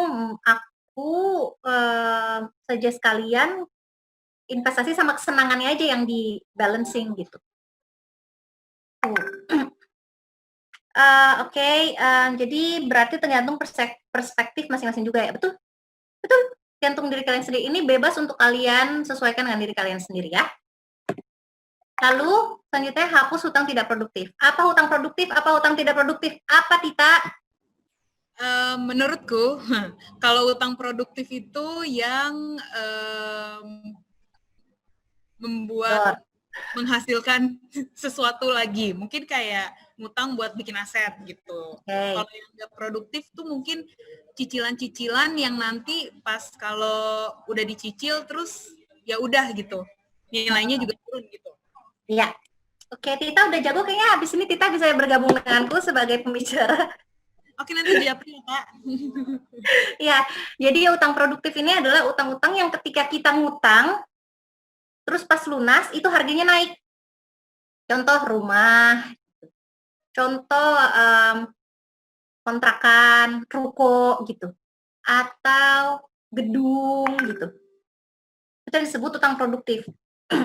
Lalu ada yang namanya utang tidak produktif. Contohnya apa? Kredit card, bukan kredit card sih, tapi kayak beli handphone. Ketika kita nyicil, harganya 10 juta. Ketika lunas, harganya udah tinggal 5 juta. Lah, utang kita di KTA 15 juta. Itu disebut hutang tidak produktif. Gitu. Salah satunya adalah utang untuk liburan. Dibandingkan kalian liburan dan nyicilnya setahun ke depan, lebih baik nabung dulu setahun, baru liburan. Itu lebih sehat. Kalau hutang produktif untuk usaha, yaitu bisa kita bilang produktif kalau untuk usaha gitu. Jadi memang utang-utang yang akhirnya bisa mengenerate penghasilan lebih lanjut, itu kita bisa bilang untuk produktif. Pokoknya semua yang tidak produktif itu jangan. Jadi kayak pay letter tuh hati-hati ya, KTA hati-hati ya, itu. Kredit card, aduh tolong ya, kredit card itu 36% setahun. Jadi tiap tahun itu bunganya aja sepertiga dari yang kalian pakai. Jadi kalau misalnya kalian udah punya kredit card, terus kalian cuma bayar minimum payment, itu artinya kalian udah nggak mampu bayar sebenarnya. Lebih baik kalian restructuring. Punya kredit card 3, semua tiga-tiganya udah minimum payment. Mending kalian cari KTA, lunasin itu, KTA-nya udah fokus, kredit card-nya tutup. Next-nya KTA-nya lunasi, penghasilan kurangin, beresin gitu. Karena kalau nggak akan beres-beres kalian. Dan hutang itu maksimum 30% dari penghasilan. Mau KPR, mau apa, pokoknya di total semua utang yang tadi kalian hitung ke utang dan pemasukan itu nggak boleh lebih besar dari 30%. Gitu. Apalagi kalau misalnya suami istri mau beli rumah, usahakan juga 30% dari KTA itu apa? KTA itu namanya kredit tanpa angsuran. Salah. Kredit tanpa agunan. Kalau tanpa angsuran aku juga mau. KTA. Jadi kalau kalian tuh suka dapat tuh yang di SMS, uang dana tunai cepat gitu, bunga 1,5% per bulan, bunga ringan, cicilan bunga 1,5%, kredit tanpa agunan dari bank. Terus bank asing apa? Itu hati-hati karena 1,5% per bulan dikali 12 berapa? Kalian naruh di bank berapa? 0, kalian naruh di deposito berapa? 4%. Gedean kalian bayar utang daripada kalian uang kalian sendiri gitu loh. Itu KTA. Kalau yang biasa sih suka dapat di SMS gitu. Nah, ini maksimum dari penghasilan itu 30% ya. Buat yang suami istri juga kalau mau KPR itu maksimum 30%, dan kalau bisa satunya aja jangan join income. Karena kebiasaan pasangan di Indonesia kan sering kali ketika udah menikah dan akhirnya punya anak, istrinya berhenti bekerja. Seperti aku. Gitu, nanti jadinya yang tadinya 30% join income jadi 50% kalau cuma suaminya yang bayar gitu. Itu mengantisipasi itu. Mohon maaf, hutang produktif tadi yang mengembalikan gitu ya untuk modal. Iya, maksudnya jadi kalau kita beli rumah atau kita beli rumah, ketika kita udah lunas kan itu rumahnya harganya naik, atau kita beli buat berbisnis yang udah ada penghasilannya tetap gitu. Jadi kan sebenarnya berguna. Oh iya, satu lagi. Kalau mobil gimana tuh kita menurut kamu? Mobil atau motor produktif apa enggak? Menurutku produktif karena habis itu dipakai. Nih, untuk mobil itu dia ada di gray area ya. Dia ada di gray area. Kalau ini merupakan mobil atau motor atau kendaraan pertama kalian, dan itu dipakai sebagai faktor produksi untuk kalian bekerja, itu bisa jadi masuk produktif. Tapi belinya motornya yang biasa-biasa aja, mobilnya yang biasa-biasa aja, yang sesuai kemampuan kalian, itu bisa disebut produktif karena untuk mendukung kalian bekerja. Itu. Karena terkadang ketika kalian tidak punya mobil atau tidak punya motor, kalian Gojek setiap hari mahal, kalian Gokar setiap hari mahal, kalian ngeteng naik Gojek, terus naik kereta, terus naik busway, menghabiskan waktu. Terkadang punya kendaraan sendiri itu bisa lebih murah dan lebih menghemat waktu. Ketika seperti itu kondisinya, kita bisa bilang itu utang produktif. Oke, ya kita lanjutkan. Lalu ini dana darurat ya, silakan dihafalkan.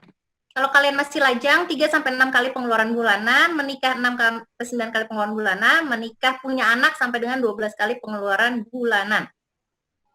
Itu. Jadi ini dana darurat yang harus kalian miliki untuk keamanan kalian. Kenapa sih perlu ada dana darurat gitu? Misalnya kalian tiba-tiba punya uang. Kalian bekerja sekarang. Kalian itu lebih, kalian itu kan kayaknya sekarang udah aman. Oh, kan gue kerja, setiap bulan gue punya uang gitu. Padahal nanti bisa tiba-tiba dananya habis ketika kalian udah nggak kerja gitu. Makanya perlu ada dana darurat ketika kalian sudah tidak bisa bekerja. Itu. Jadi kalau yang tadi, oh ini ada yang bilang aku suka bayar pakai pay later. Sebenarnya kredit card, pay later, dan lain-lain itu kalian boleh asal ketika jatuh tempo kalian bayar lunas. Nggak apa-apa kok. Kredit card itu banyak diskonnya. Asal waktu jatuh tempo kalian bayar lunas. Seperti kalian masih mampu, itu nggak apa-apa dipakai. Itu pinter-pinternya kalian aja. Ya, ini dana darurat ya, jangan lupa. Harus punya dana darurat kalian. Daripada kalau enggak kalian jadinya minjem ke orang, kalian bisa jadi minjemnya malah ke orang tua, bisa ke teman, bisa kemana-mana, bisa ke bank dengan bunga yang besar. Lalu ini asuransi, seperti tadi aku bahas, buat apa dana darurat ketika kalian nanti tiba-tiba nggak bekerja, kalian punya uang pegangan. Dan kalau kalian nggak kerja, kalian nggak kerjanya karena apa? Apa kalian tiba-tiba kecelakaan dan nggak bisa kerja lagi? Itulah gunanya asuransi. Siapa yang perlu diasuransikan? Itu adalah the income maker, mereka yang bekerja, mereka yang menghasilkan uang. Untuk menjaga stabilitas keuangan, supaya terus bisa begitu. Untuk suami-suami yang sudah bekerja dan punya istri dan punya anak, dia harus diasuransikan. Karena kalau sampai dia meninggal, ada yang membiayai, ada uang asuransi jiwa untuk istri dan anaknya. Begitupun bila istrinya yang bekerja, suaminya tidak. Itu it goes both way ya, pokoknya kalian sesuaikan aja. Gitu. Nah, asuransi ini setidaknya 10% dari penghasilan kalian. Tapi asuransinya tolong dilihat ya, jangan salah menentukan asuransinya. Fokusnya itu ke rawat inap kalau kalian nggak ditanggung kantor. Lalu untuk sakit kritis, untuk disabilitas dan juga asuransi jiwa. Ada asuransi jiwa yang all in, ada unit link yang all in, ada juga yang asuransi jiwa aja gitu. Itu disesuaikan dengan kemampuan kalian. Kalau sakit hati nggak bisa diasuransikan ya Danang ya, itu diterima aja. Oke, coba kita cari contoh. Tita, misalnya Tita, kamu udah punya asuransi belum? Adanya asuransi dari kantor sama ini Kak, BPJS.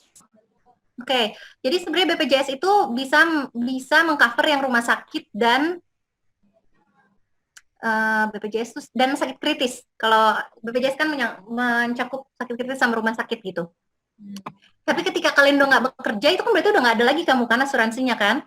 Itulah pentingnya kamu punya asuransi tambahan di luar yang kantor. Kalau udah ada uang sekarang, mau punya asuransi sendiri nggak apa-apa. Kalau misalnya belum ada, ya nanti dulu pakai yang dari kantor dulu, nanti baru punya asuransi yang mumpuni ketika kamu misalnya sudah lebih mampu gitu misalnya. Jadi asuransi itu ada yang menyangkut hospital, jadi kalian bisa per malam berapa gitu. Sudah gitu ada sakit kritis, sakit-sakit yang zaman sekarang makin sering terjadi sih, sakit kritis ini ada critical illness namanya kalau di asuransi.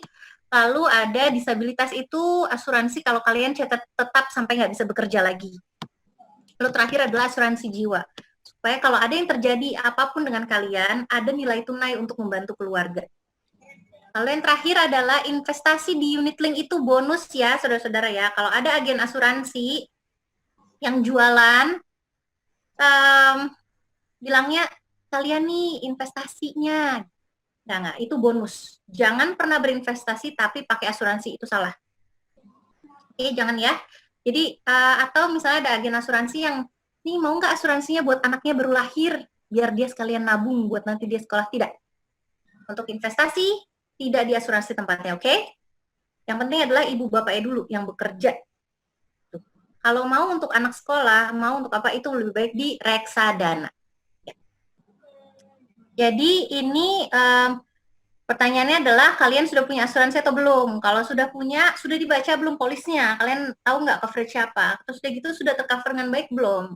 Mohon maaf sekali, karena masih banyak sekali agen asuransi yang ketika jualan dia hanya memikirkan jualannya aja.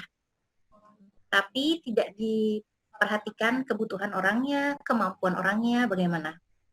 Ya, kalau mau nanya asuransi bisa ke aku juga, nanti aku bawa kalian ke jalan yang benar. Karena aku udah ada temanku yang memang agen asuransi yang memang sudah aku percaya bahwa dia akan memberikan yang terbaik. Enggak cuma jualan unit link-nya. Nah, unit link itu adalah asuransi, unit link asuransi yang ada gabungan investasi dalam itu namanya unit link. Gitu. Nah, ini perencanaan keuangan. Aduh, maaf ya masih bahasa Inggris ya. Jadi jadi kalian tentukan nih, sebenarnya aku butuh uang buat apa sekarang, aku perlu nabung buat apa. Jadi misalnya satu, dana darurat ya yang pasti misalnya. Yang kedua, aku mau liburan. Yang ketiga, buat aku sekolah lagi. Yang keempat, buat KPR. 5, buat pensiun gitu. Nah, itu kalian lihat, kira-kira mampu nggak nih per bulan segini ya? Kalau nggak mampu, ya udah, oke sekarang gue nabung yang 1, 2 dulu deh.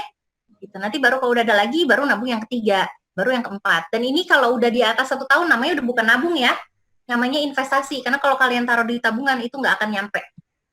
Jadi kalian harus buat seperti ini juga. Setelah tadi kalian hitung diri kalian sendiri, kalian buat kayak gini perencanaan keuangan. Kalian mau apa? Jadi kalian breakdown. Kalian butuhnya apa, buat rencana kalian dan buat prioritasnya. Nah ini yang nomor 5 nih, kalau kayak Tita tadi, Tita pengen pensiun di umur berapa tadi? 45 ya, pensiun dini ya. Itu kamu bisa langsung yang nomor 5, time frame-nya berapa tahun lagi sampai kamu 45 tahun, dan kamu mau punya uang berapa di tahun itu. Oh. Karena aku ngerasa aku kayak bakal aman kalau aku 5 miliar deh punya. Banyak. Nah, udah 9 aja, 9 ya. Atau 500 juta deh misalnya. Karena itu kamu harus hitung per bulan kamu sekarang ini butuhnya berapa gitu. Jadi kan supaya kamu ketika nanti pensiun kamu hidupnya bisa seperti sekarang, kamu kan harus hitung kan. Sekarang itu pengeluaran per bulananku sekarang itu pengeluaran per bulanku misalnya 5 juta. Nanti kira-kira kamu berapa tahun lagi umur 45? Sensitif nggak ini ke kisaran? Ya, sekali-kali. 17 tahun lagi mungkin, 17 tahun lagi. Wah, ya udah kita anggap aja 20 ya misalnya, atau 15 tahun. Nah, 500 juta ini kita hitung dulu kira-kira 15 tahun lagi itu udah jadi berapa? Karena kan ada inflasi ya, setiap tahun itu ada 5%-an lah inflasi. Dia kenaikan sebenarnya. Kalau sekarang 5 juta, tahun depan tuh 5 juta ditambah 5%. Itu sama tuh, nanti 5%, 5% gitu. Jadi dihitung sampai 15 tahun itu ada kalkulatornya sih, ada kalkulator finansial untuk hitung kira-kira 5 juta kamu ini di 15 tahun yang akan datang kamu harus punya berapa. Itu adalah kebutuhan kamu per bulan. Nah, nanti itu baru kamu hitung, oh oke, misalnya 15 tahun lagi itu jadi 15 juta kebutuhan kamu. Nah, udah 15 dikali 12. Itu berarti setidaknya kamu dalam setahun harus punya uang segitu kalau kamu udah nggak mau kerja lagi. Nah, dikali berapa tahun lagi, itu dikali nanti kamu dapat amount-nya berapa, nominalnya itu kamu coba tabung dari sekarang. Dan dimasukkannya, berarti kalau selama itu, berarti kamu harus masukinnya ke reksadananya yang reksadana saham, atau reksadana campuran yang memang resikonya lebih besar, tapi memang ditaruhnya lama, 15 tahun gitu. Gitu sih. Oke. Limit ya, tapi ya untuk masa depan kalian. Betul. Oke. Nah, di sini ada 4 tahap. Ya, oke, 5 menit lagi sesi tanya jawab. Oke. Ini udah terakhir kok. Jadi ini ada 4 tahap keuangan seseorang. Karena di sini 17 sampai 29 ya katanya yang ikut ya. Aku kan masih 17. Jadi aku cuma highlighting yang 1 sama 2. Ini checklist kalau kalian adalah first jobber, orang yang awal bekerja. Pertama, kalian harus meningkatkan tabungan aset dan investasi. Kedua, hidup kalian harus sesuai dengan kemampuan. Ketiga, hindari utang non produktif. Yang tadi aku bilang, yang tidak produktif tolong dilunasi, kecuali KPR, itu boleh lama. Kecuali mobil yang tadi kalian bilang, itu maksimal 5 tahun. Biasanya 3 tahun aja cukup lah gitu. Lalu yang nomor 4 adalah menjaga rating pinjaman perbankan yang baik. Itu kalau kalian bayar kredit card, di pojok kiri bawah tuh ada tulisan tuh, lancar. Karena kalau misalnya lancar itu, kalian anytime butuh uang, kalian bisa minjam ke bank. Bahasanya adalah bankable. Kalian memenuhi persyaratan untuk diberikan pinjaman sama bank. Gitu. Udah gitu, membuat tabungan pensiun yang tadi disebut sama Tita. Dan terakhir adalah harus punya asuransi untuk diri sendiri. Oke? Itu checklist kalian untuk yang awal bekerja. Coba di checklistnya mana yang kalian udah belum, mana yang kalian udah, mana yang kalian belum. Ini untuk kalian yang sudah bekerja, sudah berkeluarga dan meningkatkan karir. Pasti kan mungkin yang di kisaran umur 25-an gitu kan, udah mulai berkeluarga misalnya, meskipun tidak selalu ya, ingat ya, mempersiapkan pernikahan itu bukan karena umur, tapi karena kesiapan, dan karena ada pasangan yang pas. Jadi jangan dipaksakan, apalagi karena disuruh orang. Terus, jadi untuk yang berkeluarga dan meningkatkan karir, pertama adalah membeli asuransi jiwa untuk yang bekerja. Jadi kalau yang bekerja kamu udah pasti harus punya. Lalu kalau pasangan kamu bekerja, pasangan kamu pun harus punya. Lalu yang kedua adalah membeli asuransi kesehatan untuk keluarga. Ini yang tadi aku bilang. Kalau yang kedua ini lebih ke keluarga. Jadi kalian harus punya asuransi rumah sakit untuk anak-anak kamu. Ketika mereka masuk rumah sakit, pastikan itu tidak ada di kantong pribadi. Gitu. Yang ketiga, meningkatkan coverage asuransi sesuai kebutuhan. Misalnya ketika kamu single, asuransi jiwa kamu cuma 100 juta. Ketika kamu sudah berkeluarga, naikinlah coverage asuransi jiwa kamu jadi 500 juta misalnya gitu. Lalu kamu udah mulai harus berencana membeli rumah, lalu mulai berinvestasi untuk biaya sekolah anak. Tolong ya, kalau biaya sekolah anak tuh ada TK, SD, SMP, SMA, kuliah. Kalau anaknya ada 3, dikali 3. Aku pusing. Lalu memulai bisnis atau meningkatkan karir ke depannya. Ini di sini kalian mulai mikir kalian mau nambahin bisnis apa atau kalian mau mengembangkan aset seperti apa. Lalu yang terakhir adalah tetap meningkatkan tabungan aset dan investasi. Ini checklistnya untuk kalian yang sudah berkeluarga dan mulai mau meningkatkan karir.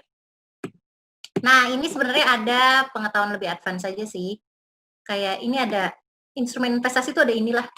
Ini bisa nanti ada deposito, ada obligasi. Ini pokoknya ini instrumen investasi pilihan-pilihan nanti bisa kalian tanya di sesi tanya jawab ya. Intinya paling besar itu sebenarnya ada di saham 15% kalau yang tahunan, dan ini pun bisa naik turun roller coaster gitu. Jadi kalau ada yang menawarkan lebih dari 15% setahun itu hati-hati, bodong. Dan ini ada properti, ada bisnis, mereka memang imbal hasilnya besar, tapi kan mereka tidak liquid, kamu tidak bisa menjual anytime setiap kamu butuh uang. Ada emas juga, sekarang lagi pandemi kayak gini, akan ada emas. Tuh. Emas baik untuk dikonsumsi, bukan untuk diinvestasi, untuk dibeli gitu. Ya betul, oke. Emas ya. Lalu ini reksadana. Reksadana itu intinya ada manajer investasi yang boleh mengelola dana dari masyarakat. Jadi kalian boleh naruh duit, aku tidak tahu harus apa dengan uangku, ya udah taruh aja di manajer investasi. Mereka berhak untuk mengelola uangmu karena mereka punya license. Nah, kemarin sempat ada financial planner yang agak bermasalah itu karena dia tidak punya hak untuk mengelola dana masyarakat, tapi dia melakukan itu. Reksadana ini ada banyak tipenya, ada pasar uang, pendapatan tetap, campuran, saham, indeks. Ini time frame-nya itu berapa lama kalian harus yang aman. Aku tidak menyebut merek ya. Jadi kalau di bawah 1 tahun itu reksadana pasar uang, kalau di bawah 3 tahun reksadana pendapatan tetap, 3-5 tahun campuran, di atas 5 tahun reksadana saham, di atas 1 tahun ini bisa reksadana indeks. Pastikan kamu paham produk dan perusahaan manajer investasi yang mengelola, terus kamu bisa buka ke Infovesta, itu buat dia ngasih tahu kinerja-kinerjanya. Dan yang terakhir, pastikan kamu mengerti resikonya, karena pasti ada untung, pasti ada rugi. Kecuali pasar uang sama pasar uang tuh karena isinya deposito, jadi dia highly likely naik terus. Kalau pendapatan tetap, kalau dia yang terproteksi, harusnya dia tetap penghasilannya. Jadi tuh, jangan masukin dana kalian ke sesuatu yang kalian tidak mengerti, karena nanti ketika kalian rugi, kalian akan menyalahkan orang lain. Gitu. Time frame itu adalah berapa lama jangka waktunya. Jadi saya kan punya uang 1 juta nih, aku 1 juta nggak diapa-apain, nggak tahu mau diapain, tapi kayaknya setahun ke depan aku perlu gitu. Nah, nanti ini kalau cuma setahun, taruhnya di reksadana pasar uang gitu. Itu time frame itu jangka waktu ditaruhnya gitu, jangka waktu investasi. Terus tadi manajer investasi itu yang sudah diberikan license oleh OJK, yang ngelola pun itu udah punya wakil manajer investasi. Kebetulan aku punya wakil manajer investasi. Jadi untuk jadi fund manager di manajer investasi itu harus punya license wakil manajer investasi. Nah, manajer investasi juga milihnya itu kayak milih bank.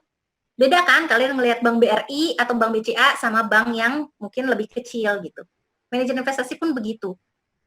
Ini per Maret ya, kayak Maret 2020. Nomor 1 sampai nomor 20 ini lihat namanya. Kalau bisa sih yang ini aja. Kalau bisa pun bahkan mungkin 15 ke atas deh, top 15 aja kayaknya kalau menurut aku. Gitu. Kantor aku yang nomor 3 udah jadi nomor 1 sekarang. Ya oke, gimana? Jadi benar. Gitu. Oke, baik. Kayaknya sudah selesai. Yeay. Terima kasih. Cuap-cuapku. Aku belum ngambil minum lagi. Aku lupa nih. Udah kering banget. Silakan kalau ada pertanyaan. Makasih banyak Kak Tiwi. Sebelum masuk ke pertanyaannya, ini tadi ada banyak banget nih pertanyaannya, ada sampai 70 dari teman-teman. Mungkin aku mau ngerangkum sedikit kali ya. Tadi kan presentasinya banyak banget gitu ya, padat bahannya dan penting semua nih gitu ya. Jadi sebenarnya kalau misalnya sebagai kaum muda kayak gitu yang mau belajar, yang mau mulai untuk mengelola keuangannya, yang pertama harus di step awalnya gitu ya, langkah pertamanya itu harus tahu dulu tujuan pengelolaan keuangannya itu mau apa sih ya kan, yang tadi ada di awal. Nah setelah tadi tujuannya udah tahu mau apa, misalnya kayak mau untuk ngembangin aset, atau tujuannya mau untuk sejahtera di hari tua, atau mau kebebasan finansial. Setelah tahu nanti tujuannya mau apa, kemudian menganalisa permasalahan finansial apa sih yang aku punya, kayak gitu kan. Apakah aku terlalu banyak hutang, ataukah aku salah investasi, ya kan? Atau penghasilanku yang nggak cukup, kayak gitu. Setelah tahu tujuannya apa, masalahnya apa, baru ada 2 hal penting tadi ya, Kak Tiwi ya, yang kecerdasan emosional sama pengetahuan finansial tadi. Di kecerdasan emosional itu supaya kita bisa bedain antara kebutuhan yang emang penting banget nih, yang sandang pangan papan, sama keinginan kayak gitu kan. Yang tadi mau liburan kah, atau mau makan di restoran kah, atau apa kayak gitu. Nah itu harus bisa kita bedain, jadi kita juga bisa mengelola gitu ya. Yang mana sih yang harus banget nih kita beli gitu, atau yang mana yang ya udah dicatat dulu aja, belinya nanti gitu. Atau yang mana yang malah ini lupakan aja kayak gitu. Karena ini cuma keinginan dan nggak penting-penting amat gitu kan. Nah setelah tahu itu semua, baru kita masuk ke si pengetahuan finansialnya. Dimana kita harus paham dulu kondisi diri sendiri. Berapa sih pemasukan saya, berapa utang saya, berapa pengeluaran saya, supaya menciptakan arus kas yang positif, kayak gitu kan. Setelah ada arus kas yang positif tadi, baru kita bisa pengelolaan ke keuangan, di mana untuk tadi ada dana darurat, nabung, terus ada asuransi, kayak gitu kan. Sama terakhir tadi Kak Tiwi cerita tentang investasi ya, gitu. Oke, jadi ini pertanyaannya banyak banget nih. Aku pilihin aja kali ya beberapa yang kayaknya nih teman-teman banyak yang nanya nih. Ada satu itu dari mana tadi ya? Aku udah milih. Satu itu dari Regita. Regita itu nanya, cuman aku tadi nyatet, cuman ini nggak ketemu mana ya pertanyaannya ya. Regita, oh ini dia, Regita Putri, 18 tahun, dari Jawa Barat. Halo Kak Tiwi, boleh nggak kasih tips untuk mengatur keuangan pelajar yang dapat uangnya dari orang tua? Gimana ya? Silakan Kak Tiwi. Oke. Kalau kalian pelajar, ya malah enak banget. Uangnya kan dari orang tua, nggak usah kalian cari sendiri, sisihkan aja. Dari dikasih, sisihkan dulu, baru kalian pakai. Gitu. Kalau masih pelajar tuh 100.000 aja itu udah bagus kok, 100-200 ribu, kecuali kalian per bulannya dikasihnya 10 juta, ya mungkin kalian bisa naikin jadi 1 juta lah gitu. Simpel Kalau itu. iya. Berarti emang kalau emang pelajar dapat uang itu hitungannya bisa kayak emang pendapatan tiap bulan gitu ya Kak, rutin ya. Yang di pos-posin tadi ya. Karena reksadana itu bisa yang rutin bulanan, bisa juga yang sekali masuk aja. Kalau pas ada uang masukin segitu. Ada yang rutin bulanan juga bisa. Oke. Gitu sih. Nah, kalau aku boleh nih sebenarnya tadi aku lagi ngintip-ngintip ya. Ada yang kayak pertanyaan lagi di masa pandemi seperti ini lebih baik yang mana gitu. Jadi kalau lagi di masa pandemi ini sebenarnya untuk kalian yang pemula di bidang investasi ya, aku menyarankan kalian untuk masuk ke reksadana pasar uang atau beli emas. Untuk sekarang nih, karena sekarang lagi pandemi. Jadi kalau misalnya lagi pandemi seperti ini, di mana seluruh dunia tuh lagi resesi juga, udah mulai satu persatu negara resesi, itu kalian lebih baik investnya di yang aman aja. Jadi di situ kalau menurut aku kalian bisa beli emas logam mulia atau beli reksadana pasar uang. Nah, menurut aku kalian harus tahu reksadana pasar uang sih itu isinya deposito. Sama ada obligasi yang jatuh tempo di bawah 1 tahun. Jadi gini, kalau deposito doang kenapa nggak aku aja yang ke bank sih gitu. Gini, kalau kalian dengan uang kalian ke bank menaruh deposito pasti akan beda dapat rate-nya sama manajer investasi yang punya uang ratusan M naruh juga di situ. Jadi mungkin kalau kalian langsung ke bank sendiri itu kalian dapatnya cuma 3% tahun. Tapi kalau misalnya apa namanya bentar, ini aku mau nyetop ini stop video ya. Salah. Gimana sih cara ini? Share-nya disudahi. Oh, stop share. Oke. Nah, kalau misalnya manajer investasi kan mereka udah tahu sendiri mereka harus taruhnya di mana gitu, di bank apa yang bagus. Jadi ngapain kalian repot? Kalian taruh aja uang kalian di manajer investasi. Pilih manajer investasinya yang tadi yang udah aku tulis tuh yang 15 itu setidaknya lah, ambil yang itu. Jadi kalau misalnya manajer investasi besar itu semoga lebih aman karena mereka lebih comply ke peraturan. Nah, kalau mau milih reksadana pasar uangnya apa, aku boleh share ini nggak sih? Aku nggak jualan sih, cuma aku biasanya pakai itu. Boleh nggak, Tita? Spesifik brand ya? Website sih. Jadi ini aja, kalau nggak gini. Jadi ada website reksadana. Ada website reksadana. Kalian bisa, kalau nggak aku sebutin tapi banyak aja kali ya. Iya, boleh. Jadi gini, untuk ngeliat reksadana itu sendiri, kalian bisa lihat di Infovesta atau di Bareksa. Gitu. Nah, nanti di situ kalian bisa pilih pasar uang, reksadana pasar uang. Nah, kalian lihat deh tuh, di sort yang returnnya paling bagus. Tapi lihat, itu nama manajer investasinya termasuk di 15 besar itu atau enggak, gitu. Gitu aja sih. Nah, kalau misalnya saat ini juga, nah terus kalau kalian udah mulai mau masukin uangnya, karena millennials zaman sekarang, better pakai apps aja yang di handphone. Jadi ada banyak sekarang, ada Bibit, ada Bareksa juga, ada Tanam Duit, ada apa segala macam. Itu lebih mudah. Jadi kalian bisa langsung lihat uang kalian sendiri di situ. Pokoknya setiap ada dana lebih, masukin reksadana pasar uang. Nanti kalian lihat lagi setelah setahun. Setiap ada uang, masukin ke situ. Karena sekarang ya obligasi lagi agak kurang, saham pun masih gonjang-ganjing, emas boleh. Jadi pilihannya reksadana pasar uang atau emas logam mulia.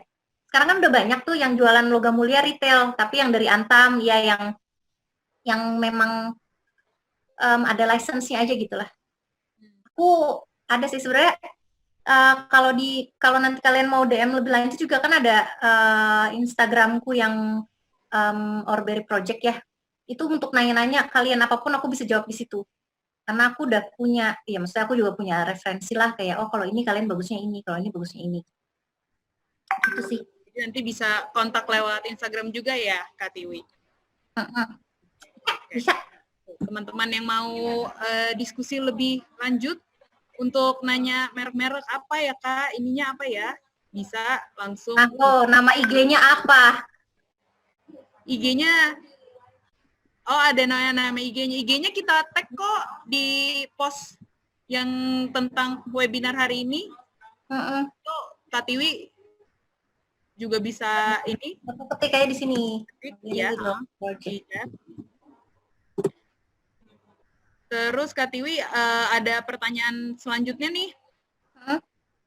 Halo, aku Anissa, mau tanya, gimana sih cara ngatur keuangan untuk generasi sandwich yang tadi? Dengan case-nya, aku karyawan level staff, dan ayahku masih bekerja, tapi penghasilan tidak terlalu banyak. Gitu. Gimana, Kak? Oke. Siapa tadi yang nanya? Anissa. Anissa. Pertama, kamu masih bersyukur sebenarnya bapakmu masih punya kerja, karena masih banyak generasi sandwich yang benar-benar nggak punya pekerjaan di atas dan dia harus membiayai yang di bawah juga. Jadi kalau menurutku kalau misalnya bapakmu masih bekerja, itu lebih baik kamu punya budgetingnya sendiri. Papa, aku cuma bisa bantu papa sebenarnya segini, dan itu pun harus kamu hitung dulu di depan. Sebenarnya mampunya berapa ya untuk ngebantu gitu. Aman-amannya, karena nggak bisa, generasi sandwich itu tidak bisa dilepas tanpa ada batas gitu, nggak bisa, karena itu nanti kamu akan pusing sendiri gitu. Jadi terus nanti juga mungkin kamu bisa bantu biar bapakmu bisa punya ada bisnis lebih lanjut, biar dia juga bisa nyari tambahan gitu. Tapi paling penting sih kamu batasin, aku bisa bantunya segini ya Pak, gitu. Maaf banget aku belum bisa, kalau lebih, kalau ada aku pasti kasih gitu. Ini ya, jadi akhirnya karena banyak banget generasi sandwich ini sekarang, aku bikin beberapa ini sih, aku bikin beberapa notes. Karena generasi sandwich yang paling berat yang aku temui adalah mereka yang harus membiayai orang tuanya, lalu masih ada neneknya, lalu sudah punya anak juga. Itu generasi sandwich yang paling kedempet. Ini aku ada tips-tipsnya. Yang pertama, budgeting itu penting karena kamu harus tahu sebenarnya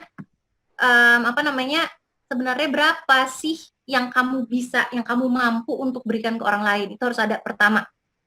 Itu dulu nomor satu. Karena tidak boleh kamu memberikan tidak terbatas. Tuh. Yang kedua, harus punya teman curhat. Jadi setidaknya setiap kamu lagi capek, kamu bisa curhat ke dia. Karena kalau enggak nanti kamu bisa tertekan, nanti bunuh diri, jangan ya.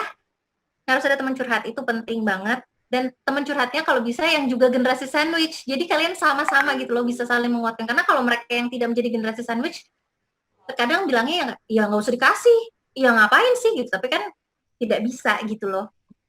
Yang ada kalanya kita yang harus membiayai mereka. Jadi harus ada teman curhat yang juga senasib gitu. Lalu kalau misalnya kalian harus menjaga orang tua atau nenek, ada baiknya kalau mampu bayar mbak untuk menjaga mereka. Jadi kalian pun ada waktu luang untuk kalian bisa waktu untuk menghibur diri kalian sendiri gitu. Jadi milih-milih juga, jangan sampai kalian benar-benar semuanya harus kulakukan sendiri gitu. Nanti kalian stres sendiri juga gitu. Lalu generasi sandwich ini bisa juga mungkin punya adik yang sebenarnya udah dewasa tapi masih bergantung. Nah itu ajarin gimana cara dia untuk bisa cari uang sendiri gitu. Ajarin terus supaya dia nggak ngerepotin gitu.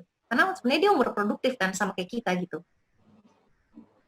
Lalu kalau kita membiayai orang tua ataupun adik, pastikan mereka punya asuransi. Atau kalau asuransi mahal, mereka harus punya BPJS setidaknya. Jadi kalau mereka sakit, itu nggak jadi tambahan burden ke kalian. Gitu. Oke? Lalu, semua yang harus kita biayai harus kita ajak ngomong. Kadang-kadang kita mesti bilang, tolong dong mengerti juga, uangku nggak selalu ada. Uangku terbatas, tolong kalian juga bantu aku. Itu boleh dikeluarkan juga ke mereka. Kalian tidak harus selalu menjadi orang yang kuat, oh butuh segitu, oke ada ya, kalau ada gitu. Tapi itu nggak baik juga untuk mereka. Mental mereka nanti mental untuk bergantung, bukannya mental mandiri. Lalu yang terakhir adalah ya ini kayak yang tadi disebutkan oleh Ridwan, generasi sandwich penyebabnya karena tidak merencanakan keuangan di usia tua. Itulah tadi pentingnya kita punya tabungan pensiun. Karena aku sendiri sih nggak mau nantinya kalau aku udah tua aku ngerepotin anakku. Jadi lebih baik aku punya tabungan sekarang supaya nanti ketika aku pensiun aku bisa hidup dengan uangku sendiri tanpa aku merepotkan anak-anakku. Bahkan kalau bisa aku bisa memberikan mereka mungkin ya tambahan-tambahan buat mereka gitu. Meskipun nanti aku harus mengajarkan mereka untuk menjadi mandiri gitu. Jadi memutus rantai generasi sandwich ini adalah memutus mata rantainya ya dari kita. Kita jangan gitu nantinya gitu. Kita jangan begitu juga saat ini gitu. Jadi kita harus menata keuangan yang tepat dari saat ini. Itu jawabanku untuk generasi sandwich. Oke, sip. Oke. Nah, sudah jelas gitu. Memang harus kita ya yang memutus dengan tadi beberapa tips dari Kak Tiwi tadi ya, kayak misalnya asuransi itu penting banget ya buat keluarga gitu. Ini ada pertanyaan selanjutnya nih Kak Tiwi. Jadi ternyata selain teman-teman nih ada juga banyak yang udah jadi pebisnis gitu ya, pengusaha. Salah satunya ada namanya Salma, umur 23 tahun dari Bekasi. Dia nanya nih, Salma nanya, Kak, apakah perhitungan pengelolaan keuangannya akan beda kalau kita penghasilannya murni dari bisnis? Oke. Kalau kalian bisnis, jadinya mungkin kalian hitungannya per tahun. Jadi kalian catat dulu bulanan, nanti ketika setahun kalian udah tahu, oh kisaran pendapatanku sebenarnya segini. Dan nanti kalian bisa lihat juga, oh berarti yang bisa diinvestasikan itu free cash flow-nya segini. Malah kalau kamu udah bisnis kan harusnya kamu udah tahu, kamu punya free cash flow-nya berapa. Kamu punya modal segini, yang kamu butuhkan modal kamu untuk berjalan selama sebulan tuh segini, kamu punya sisanya segini. Nah itu mungkin yang bisa diinvestasikan gitu sih. Jadi mau pengusaha pun sebenarnya sama aja dalam menghitung dengan yang bekerja. Cuma yang bekerja mungkin kan bulanan dan lebih mudah. Kalau yang pebisnis harus time frame-nya 1 tahun dicatat gitu. Jadi kalian bisa tahu bisnis kalian sendiri gimana cash flow-nya. Pertanyaan selanjutnya nih Kak, ada dari Anastasia, umurnya 20 tahun dari Depok. Kak, kalau kita spend uang kita untuk menghasilkan sesuatu yang bisa dipakai, dan buat bahagia katanya gitu, tapi nggak menghasilkan keuntungan, misalnya kayak hobi itu gimana ya Kak? Nggak apa-apa kok, nggak apa-apa, asal sesuai kemampuan kalian. Yang tadi tuh 20% leisure kan kesenangan boleh. Jadi ya hobinya disesuaikan. Boleh seneng-seneng, boleh banget, itu bagus untuk mental kalian, hanya dibatasi dan dicukupkan dengan yang segitu aja. Sama-sama Salma. Nih pertanyaan selanjutnya nih Kak, ada dari Inka 20 tahun di Jakarta. Kak, saya sering koleksi album dan merchandise official, dan banyak koleksi saya yang dibilang langka, yang bisa dibilang langka. Itu aset juga nggak sih? Pertanyaannya itu. Terus tapi karena ini ada yang mau beli koleksi saya, tapi saya sering naikin harganya sampai 2 kali lipat, tapi nggak rela ngelepasin koleksinya katanya gitu. Oke. Tapi akhirnya calon pembelinya kabur, pokoknya nggak jadi beli gitu. Apakah udah jadi keputusan yang tepat Kak untuk naikin harga jual barang langka yang saya punya? Jadi ada 2 nih Kak pertanyaannya. 1, apakah si merchandise sama album tadi tuh aset hitungannya? Terus yang kedua, apakah tepat keputusan untuk naikin harga jual barang langka? Nah, pertama, untuk menjawab koleksi langkanya ini aset atau bukan adalah kamu harus bisa menjual lagi dengan harga yang lebih tinggi daripada sebelumnya. Gitu. Jadi, kalau untuk koleksi, aku nggak ikutan berkomentar, karena aku tidak ada dalam situ. Tapi, kan ada orang yang koleksi mobil Mercy, klasik, ada yang koleksi sneakers, ada yang koleksi misalnya filateli atau apapun itu koleksimu, kalau kamu bisa menjual di harga di atas harga belinya, itu berarti bisa jadi aset. Tapi pastikan itu bisa terjual. Karena kalau tidak terjual, ya tidak bisa disebut aset. Gitu. Jadi kayak aku punya sneakers yang langka banget gitu. Terus iya harganya ini bisa jadi gini banget, tapi dia nggak bisa jualnya, ya nggak bisa disebut aset. Itu jadinya aset tidak liquid, kayak rumah, aset tidak liquid. Gitu. Lalu, ya namanya jual beli itu kan ada harga yang ketemu ya di tengah-tengah gitu. Ya emang at some point kamu nggak bisa menaikkan terlalu tinggi, karena memang pasti ada harganya. Ketika akhirnya kamu menaikkan harga terlalu tinggi dan kamu tidak bisa menjual, itu jadinya akhirnya bukan jadi aset lagi loh nanti. akhirnya nggak ada yang mau beli, terus akhirnya itu jadi cuma koleksi aja, kepuasan pribadi. Itu sih kan namanya pasar ya, jual beli itu ada harga yang disepakati. Mungkin kalau dia kabur akhirnya terlalu tinggi. Kalau misalnya dia maunya harga di bawah, ya berarti mungkin itu harganya kamu, ya itu nggak bisa disebut aset. Itu kan hobi ya. Itu sih. Yang pertama pastikan itu bisa kamu jual lagi dan kamu bisa menemukan penjualnya. Dan harganya harus di atas yang harga kamu beli di awal. Itu aja. Inka, terima kasih. Oke. Ini ini mungkin 2 pertanyaan terakhir kali ya, Kak. Yang pertama nih ada dari Maria di Bandung, umurnya 25. Maria nanya, sejak kapan sih, sejak umur berapa literasi finansial itu sebaiknya diperkenalkan? Satu itu. Sama yang kedua itu ada Aisyah dari Medan, nanya, gimana cara mengatur di masa sekarang ini untuk kecerdasan emosional ya? Tadi, Kak. Oke. Yang pertama, sejak kapan orang harus terbuka mengenai kemampuan finansial? Yang pertama adalah ketika sudah pegang uang. Either kamu sekolah dan dikasih uang sama orang tua, itu kamu udah harus mulai belajar. Gitu. Belajar untuk ketika nanti kamu punya uang sendiri. Apalagi yang sudah mulai bekerja, sudah mulai punya penghasilan, itu udah harus melek financial sekali. Itu jawaban yang pertama. Terus yang kedua tadi, kecerdasan emosional ini, kalau kecerdasan emosional sih sebenarnya dari kecil sih, itu dari kecil. Paling mudah mengajarkan anak balita. Tapi kan yang paling penting adalah kita saat ini. Gitu. Karena kecerdasan emosional itu pertamanya adalah pengetahuan aja. Oh ini keinginan, oh ini kebutuhan. Nanti lama-lama kamu buat itu kebiasaan, jadi kamu udah tahu. Oh caranya hidup tuh seperti ini, caranya merasa seperti ini, caranya merasa cukup seperti ini. Itu dicari sendiri jalannya kamu. Oke. Sip. Kita masih ada waktu untuk 1 pertanyaan lagi nggak ya, kira-kira? Iya, nih ya jadi lebih banyak bersyukur juga nih ada Iska. Kalau boleh nambahin, mulai terapin rasa bersyukur juga bisa. Betul, bersyukur sekali. Terus ini Tita ini ada yang bilang apa, Hanan? Iya, Kak Tita, bolehkah pertanyaanku ditanya Kak Tiwi? Yang mana pertanyaan Hanan? Jadi pertanyaan Hanan ini sih Kak. Oke, ini terakhir ya. Masih ada ding 10 menit lagi. Mau nanya nih Kak, gimana sih cara ngitung dana pensiun? Ya Allah, itu kan jadi gini, aku menjawabnya gimana ya? Cara menghitung dana pensiun itu kayak yang tadi aku bilang, sebenarnya tadi udah aku jawab ya. Jadi pengeluaran bulanan kalian tuh berapa saat ini, terus kalian menyebutkan pensiun itu tahun berapa. Nah, itu berapa tahun tuh? Apakah 4 tahun? Apakah berapa belas tahun? Apakah 15 ataukah 20 tahun? Nanti itu di future value kan, itu ada rumusnya.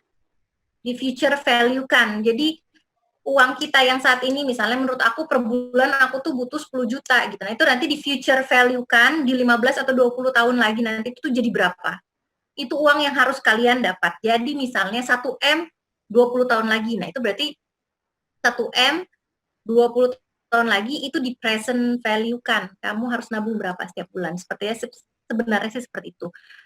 Itu yang susahnya aku ajarin, cuma kalau kalian googling sendiri, cari aja kalkulator keuangan gitu loh, financial calculator, itu bisa tuh untuk menghitung present value atau future value gitu.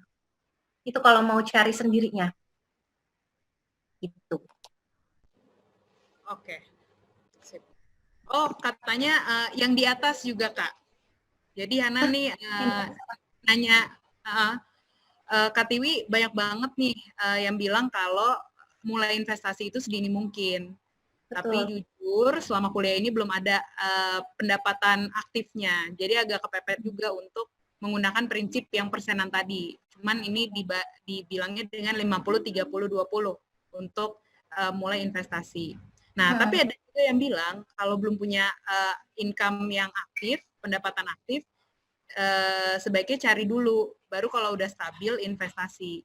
Nah, menurut Kak Tiwi, yang mana duluan sih yang lebih baik untuk mahasiswa yang belum punya active income? mending nabung dulu atau investasi dulu ya. Gitu. Makasih, Kalau Kak. dari aku sekarang ya, aku menganjurkan kalian untuk punya reksadana pasar uang. 100.000 aja sebulan. Nah, itu aja yang kalian lakukan. Karena itu terjadi sama aku dulu, aku beneran belum tahu, aku mau coba dulu, udah aku mulai cari reksadana pasar uang, aku masukin setiap bulan 100.000 ketika aku lagi punya uang ya misalnya, karena aku udah punya gaji waktu itu aku bisa 100.000 tiap bulan. Tapi kalau misalnya kalian masih bolong-bolong ya nggak apa-apa. Ketika kalian punya, masukin ke reksadana pasar uang itu. Nanti masukin lagi. Lihat deh, ketika nanti udah 2 tahun berjalan, 1 tahun berjalan, 2 tahun berjalan, lupain aja. Tiba-tiba kalian jadi punya uang. Itu udah jadi cara nabung yang simple di awal. Cara berinvestasi sebenarnya gitu. Itu sih. Oke. Sip, sudah terjawab ya. Dan ini sebenarnya teman-teman juga banyak banget nih yang nanyanya justru tentang investasi ini, Kak. Yang tadi juga udah dijelasin ya sama Kak Tiwi, kalau Kak Tiwi itu nyaranin, apalagi kita yang teman-teman yang masih mahasiswa atau pelajar gitu ya, atau pekerja awal gitu, atau bahkan ada yang jadi generasi sandwich, itu untuk investasinya di reksadana pasar uang aja gitu. Untuk setidaknya setahun ke depan kita di reksadana pasar uang aja dulu karena masih belum pasti. Jadi saham daripada nanti kalian belum ngerti dan jadinya rugi, lebih baik ke reksadana pasar uang aja dulu gitu. Sama emas. Ya, sama emas yang sekarang nilainya juga lagi naik ya, Kak ya. Betul. Karena ya memang jadi kalau di pasar modal itu, kalau misalnya capital market lagi turun, pasar modal lagi turun, itu biasanya emas, safe haven, emas dan US dollar yang naik. Gitu. Karena memang kalau lagi pasar modal nggak karuan, itu mereka larinya ke situ. Itulah yang membuat emas naik. Nah, oke. Gitu. Ini ada reksadana pasar uang sama saham itu beda ya, Kak? Iya beda. Reksadana itu kan tadi yang aku bilang tuh ada reksadana pasar uang, ada obligasi, campuran, saham, indeks. Nah itu beda-beda, resikonya makin besar. Jadi lebih baik kalian mulainya belajarnya di reksadana pasar uang dulu. Oke. Kayaknya sesi tanya jawab kita udah selesai nih ya teman-teman, dan juga banyak pertanyaan teman-teman tadi. Terima kasih banyak yang udah juga dijawab sama Kak Tiwi. Dan kalau misalnya ada yang mau tahu lebih lanjut lagi yang emang lebih detail nih, kayak misalnya Kak, gimana sih cara baca misalnya fact sheet, tadi kan ada 15 itu ya. Gimana sih cara baca fact sheet supaya aku bisa milih reksadana pasar uangnya dari yang mana gitu. Mungkin bisa menghubungi Kak Tiwi langsung lewat DM IG ya tadi. Udah dikasih IG-nya juga, ada di kolom chat, bisa di-follow juga. Nah, selain follow IG Kak Tiwi, juga jangan lupa follow IG @GLA Indonesia sama @kitakerja.id sama @plan Indonesia supaya tahu kegiatan-kegiatan selanjutnya gitu. Nah, terus buat teman-teman juga yang tadi takut lupa gitu kan, karena tadi materinya semuanya penting dan padat, tenang aja karena setelah sesi ini minggu depan nanti kita akan post untuk summary atau ringkasannya. Apa aja sih yang dibahas di sesi ini gitu. Nanti kita akan post di @GLA Indonesia sama @kitakerja.id kayak gitu. Nanti teman-teman bisa swipe untuk lihat apa aja ya kemarin yang dibahas gitu. Kalau lupa kecerdasan emosional tuh apa ya gitu, ntar kita bahas juga di situ. Ya kan Kak Tiwi ya? Iya. Kak Tiwi mau ada tambahan lagi untuk ininya? Udah. Dan juga kayak tadi juga penjelasan dari Kak Tiwi udah jelas banget gitu ya, sama ada contoh-contohnya juga. Jadi buat kita lebih kebayang mungkin ya, yang tadinya ngomongin uang kok kayak abstrak gitu, tapi ternyata semuanya bisa dicapai kok gitu, dan semua orang wajib untuk tahu cara pengelolaan uang kayak gitu. Nah ini kita sudah mendekati akhir sesi. Jadi teman-teman ada penelitian dari McKinsey. McKinsey itu adalah perusahaan consulting tahun 2018, di mana McKinsey itu bilang kalau perempuan itu kemungkinan meningkatkan GDP di tahun 2025 itu sebanyak 135 miliar dolar atau bahkan 9% di atas bisnis biasanya kayak gitu. Jadi bayangin kalau perempuan-perempuan itu, kita semua ini perempuan juga tahu gimana sih caranya mengelola uang, berapa banyak investasi di tangannya yang bisa dilipat gandakan kayak gitu. Jadi kalau misalnya laki-laki bisa beli mobil, tujuannya perempuan juga bisa beli mobil kayak gitu. Jadi kita semua berhak dan juga bisa untuk mencapai tujuan finansial atau kayak apapun aset yang kita mau miliki kayak gitu. Oke, kalau di sini ya terima kasih banyak teman-teman atas waktunya yang dari tadi udah hadir dari jam 2 ya, dari jam 2 sampai jam 4. Kita udah 2 jam loh ngebahas tentang keuangan di hari Sabtu yang kemarinnya libur. Jadi mungkin kalau sekarang agak-agak panas gitu ya, agak-agak butuh waktu untuk mencerna gitu. Tadi ngomongan apaan ya gitu. Silahkan.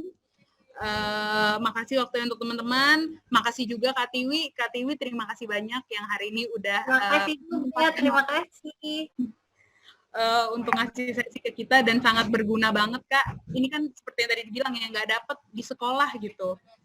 Dapetnya dari webinar hari ini kayak gitu. Makasih juga untuk teman-teman JBI, ada Kak Sinta sama Kak Kaya. Makasih banyak ya sudah bantu untuk menerjemahkan. Juga makasih ke tim dari GLA Indonesia, Girls Leadership Academy, dan tim kita kerja.id yang sudah membuat hari ini webinarnya kejadian dan berjalan dengan baik. Makasih juga untuk teman-teman nih, ada dari volunteernya, ada Audina, juga yang ada di tim panelis, semuanya terima kasih banyak, makasih. Untuk hari ini, jangan lupa selanjutnya kita ada webinar lagi nih, karena ini seri, minggu depan tanggal 8 Agustus.